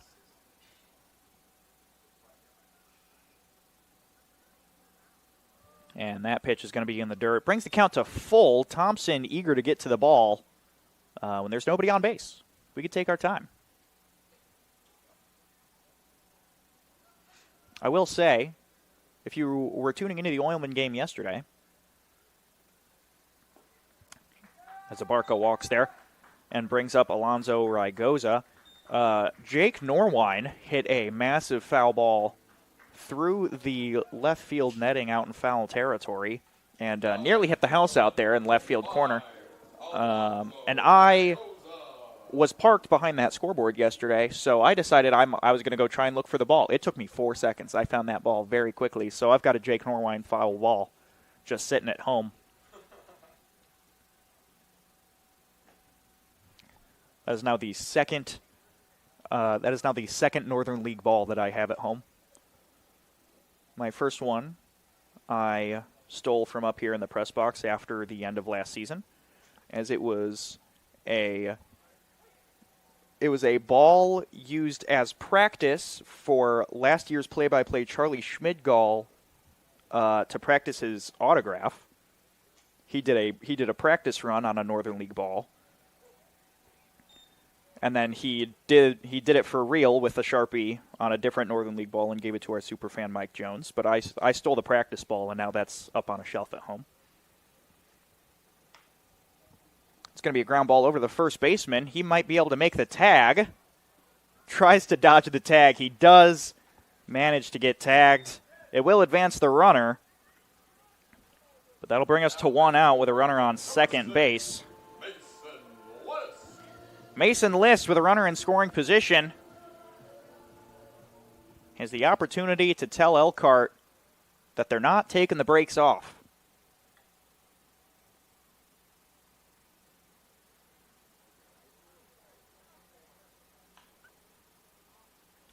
High fly ball in foul territory. It'll hit the top of the locker room here in Oil City.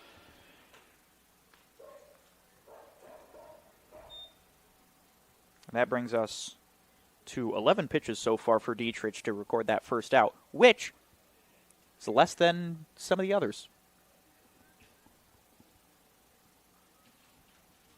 Dietrich being a little more consistent than some previous pitchers that we've seen on the Elkhart County Miracle. And he's going to get hit by that one, and he's going to take a slow trot over to first. Now batting for the Oilmen, number 16, Kamari Thomas. Brings up Kamari Thomas. Still hasn't not recorded an official at-bat. I'm sure the Michigan State University student is very eager to get that 1-for-1 in the stat book. 7 HBP in the book for the Northwest Indiana Oilmen. 7, and that'll be 8. He wears that one right in the back, and that is the 8th batter that has now been hit by a pitch, and that'll load the bases with 1 out. Now batting for the Oilmen, number 9, Ricky Robinson.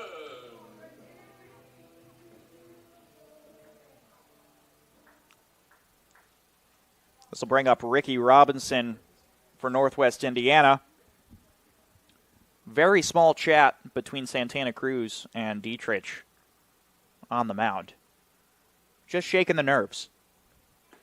Big swing and a miss there from Robinson, and that should definitely get some momentum going for Dietrich.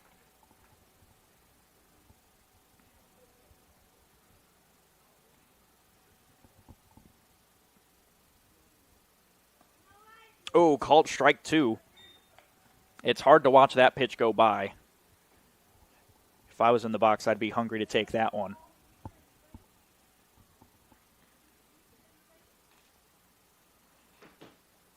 Here's the 0-2.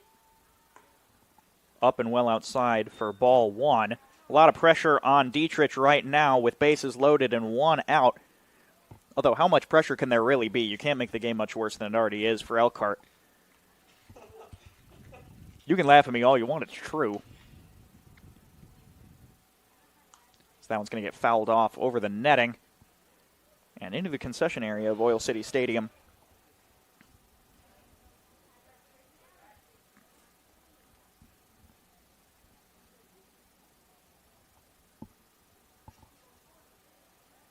And here's the 1-2.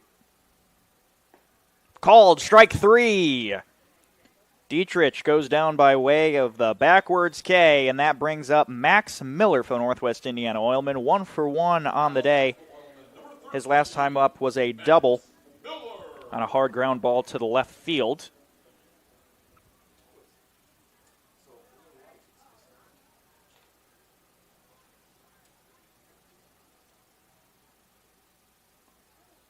Called strike 1 on a beautiful breaking ball to Miller. 2 outs now with bases loaded. This could potentially be the first inning of the game where the Oilmen don't put a run on the board.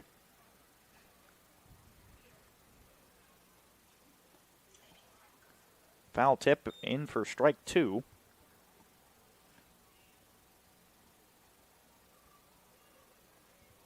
Starting to get some more gustier winds going directly from left to right.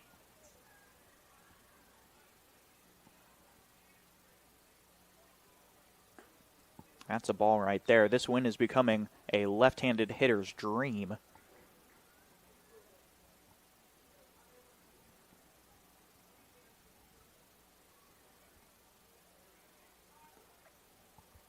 And that'll be a ball to even up the count at 2.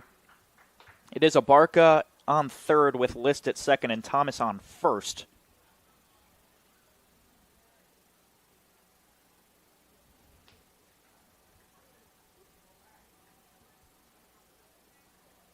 The 2-2. Ground ball, left side, foul. And a beautiful little scoop by head coach Mike Caston down there at third.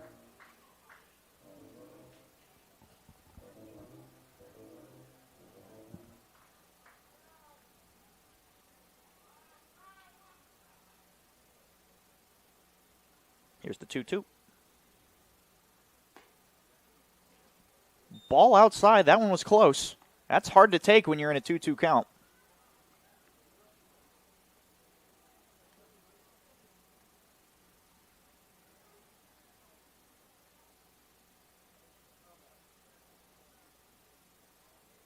Runner's moving. And that'll be a ball, and that'll score a run. The score goes 19-4. The Oilmen score in all 6 innings so far.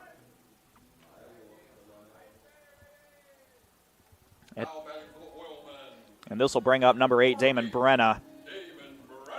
Batting in the 4-hole, 0 for 0 on the day as he walked his first time up.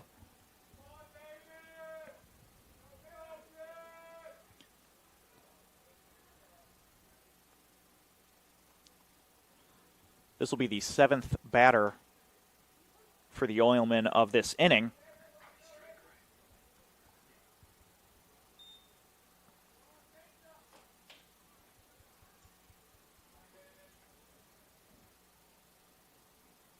That one drilled on the left side. That'll be down the left field line. It'll score 2. Max Miller trying to make it over to third. Nope, he'll stop, and the runners all need to go back. It'll be a single that scores 2.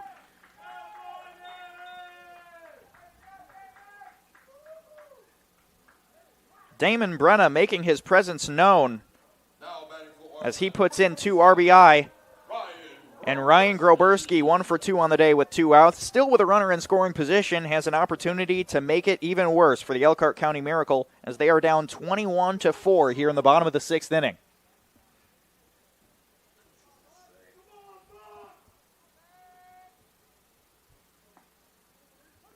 We a called strike 1 against Groberski.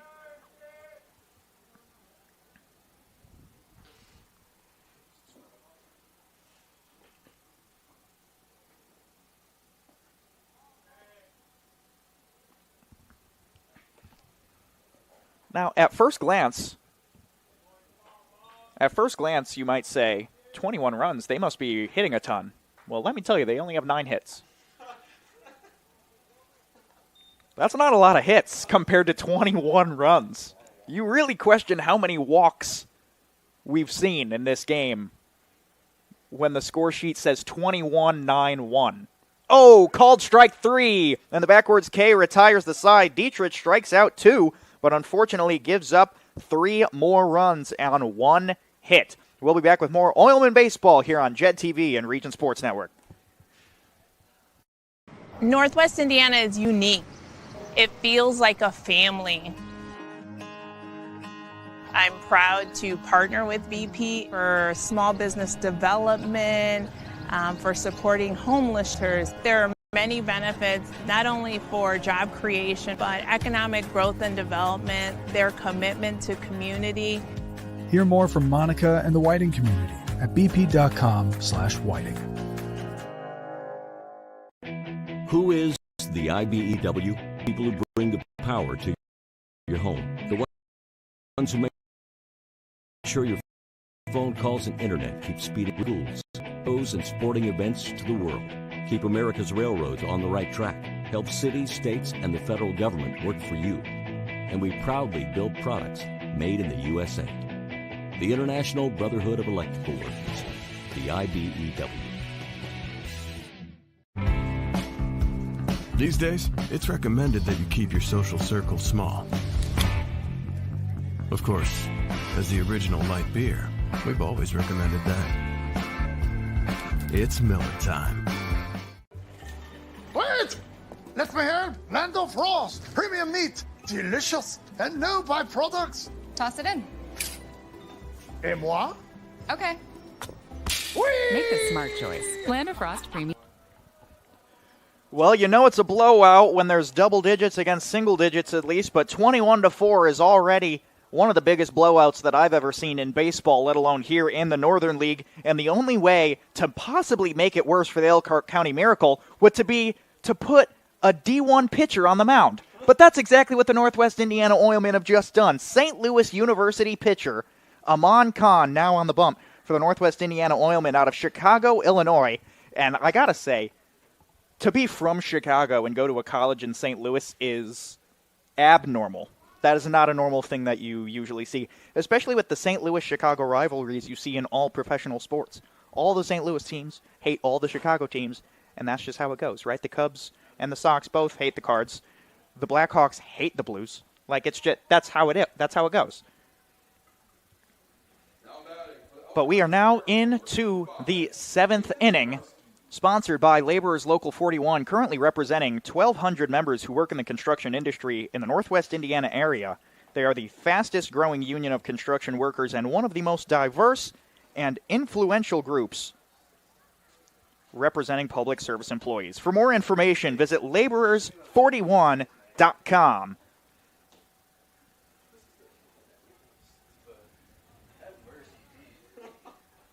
So it's Nate Pinarski, 1 for 1 on the day. This is his 4th plate appearance. He singled his first time up and has walked twice ever since, so a pretty successful day for him at the dish. He'll take that one for strike 1, and oh boy, that's a heater. We've got a heater on our hands, ladies and gentlemen. Aman Khan has a sinker, a slider, a changeup, and a four-seam. That four-seam fastball is not utilized very much. He mainly goes to that sinker, and you can see the damage it's already doing as the first 2 sinkers give us the first 2 strikes.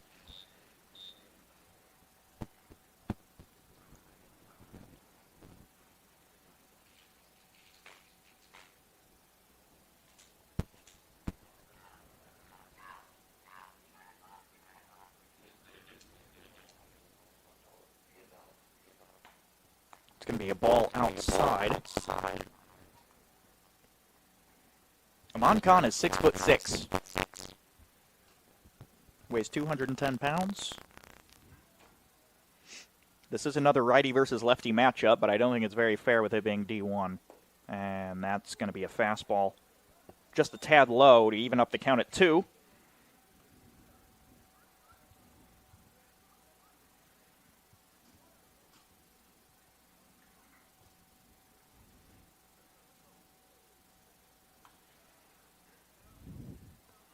That'll be a foul ball into the net. We'll do the 2-2 again. For those of you at home who are curious, the Northwest Indiana Oilmen have 9 hits and 1 error. Elkhart County Miracle have 4 hits and 2 errors.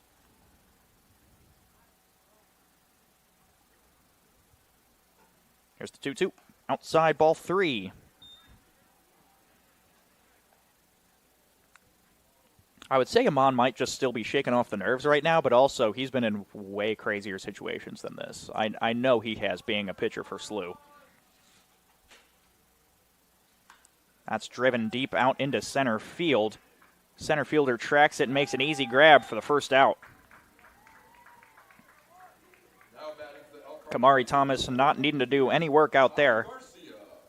That brings up Tommy Garcia. Garcia, the shortstop, batting 1 for 3 today. He is in the 2-hole. His first time up was a single on a hard ground ball to the right fielder. And he grounded into a fielder's choice his second time up. His most recent time, he struck out swinging. Now this righty-on-righty action is bound to be good. Ball high to get the at-bat kicked off.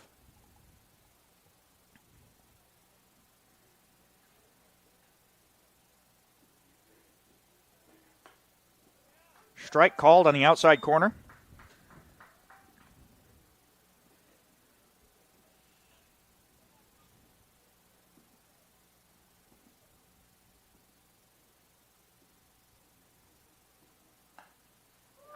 Big swing and a miss there. Count goes 1-2. Max Miller probably letting him know, like, hey, you missed a signal. Yeah. There was a little bit of a conversation there between Max and Amon.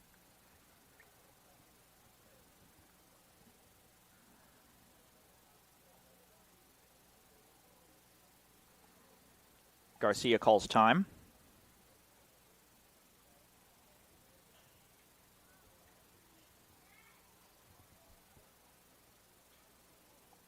Max Miller's going to call time now, head over to the mound.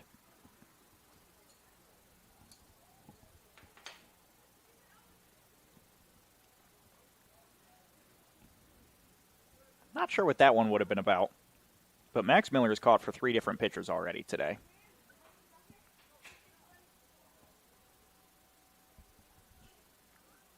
Here's the pitch.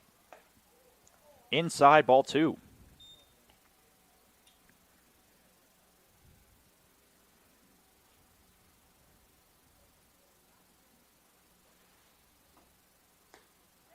Ooh, ball outside, makes the count full.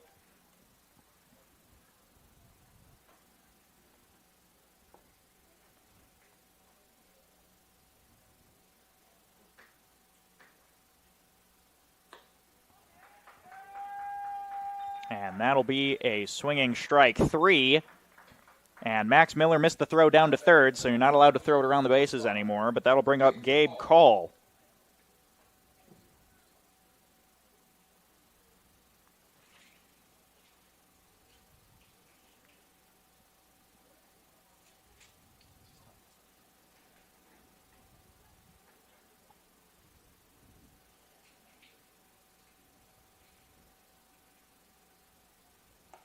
That's going to be a big swing and a miss for strike 1 against Call. 1 for 3 on the day. Batting in the 3-hole. He is currently playing right field, but he's been all over the place.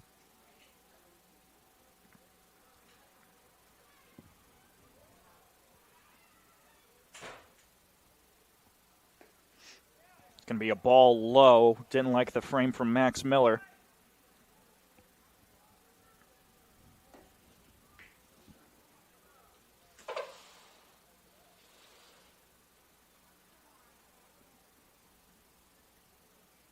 The 1-1 in the dirt, ball 2. Amon 16 pitches in.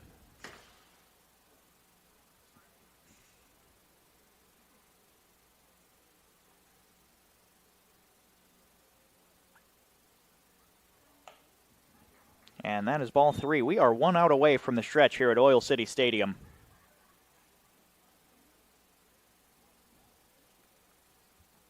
Approaching, I think we just hit the 2.5-hour mark of this ball game.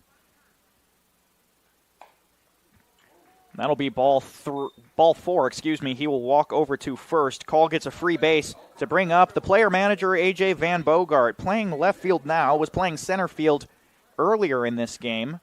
But even earlier in this game than that, he was back in left field. So he's been ping-ponging around out in the outfield. 0 for 2 on the day. Drilled right up the middle, and nice little hit for A.J. Van Bogart to make it 1 for 3.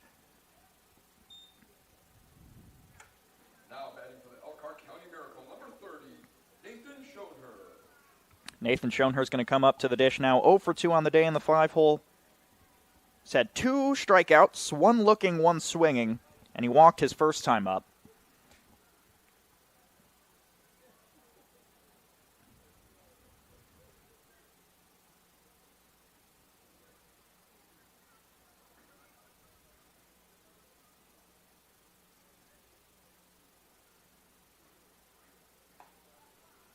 First pitch called strike.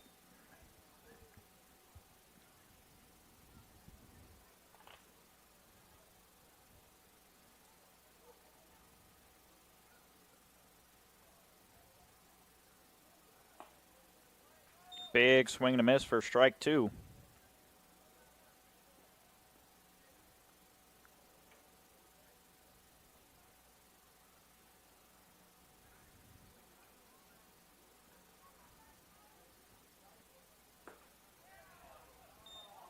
Oh, that one's going to get called a ball.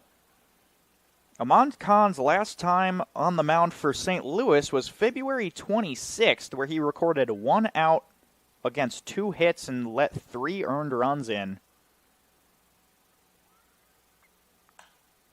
And that's going to be drilled directly into the glove of Robinson, and that will retire the side. It's time to stretch here at Oil City Stadium. When we come back, Oilmen look to retain the streak of runs per inning. There's a shortage of roofers across the country. Here at Roofers Local 26, our signatory contractors are in need of a well-trained workforce, and it's our job to provide that workforce. We are looking for people that are self-motivated, people that are reliable, people that are willing to give a hard day's work. In return, they get a good paycheck with good benefits. This is not a job, this is a career.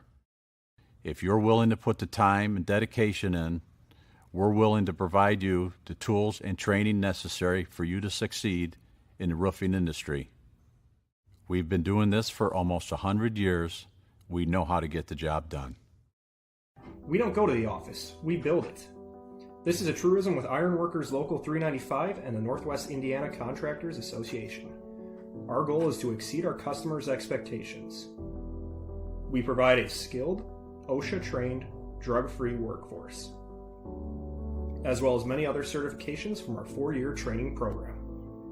Every time you hire an ironworker from Local 395, you should feel confident that you are receiving highly trained and drug-free journeymen and apprentices who take their job and your project seriously. Contact us at 219-763-7900 or ironworkers395.com. We are back at Oil City Stadium, and news here from the ballpark. I think it must be an Elkhart County Miracle forfeit because we do not have a run rule here in the Northern League confirmed. So the Elkhart County Miracle have decided they want to go home early, which means your final score from Oil City is 21-4. Final box score for tonight's ballgame: Elkhart County Miracle 4 runs on 5 hits and 2 errors, and your Northwest Indiana Oilmen 21 runs on 9 hits and 1 error. It has been a very big game offensively, but it is a big debate for the rest of the Northern League today on whether all of these runs are due to good at-bats or just poor pitching for both of these teams. Other than that, there's not much else to say here. Thank you for joining us for today's broadcast. My name has been Seth Berquist, giving you all of this action. Tomorrow, the Northwest Indiana Oilmen are in Griffith, or Highland High School, rather, against the Griffith Generals. For now, this is Seth Berquist alongside Rob Cassiano and Joey Savaliu saying enjoy the first day of the rest of your life from Jet TV and Region Sports Network.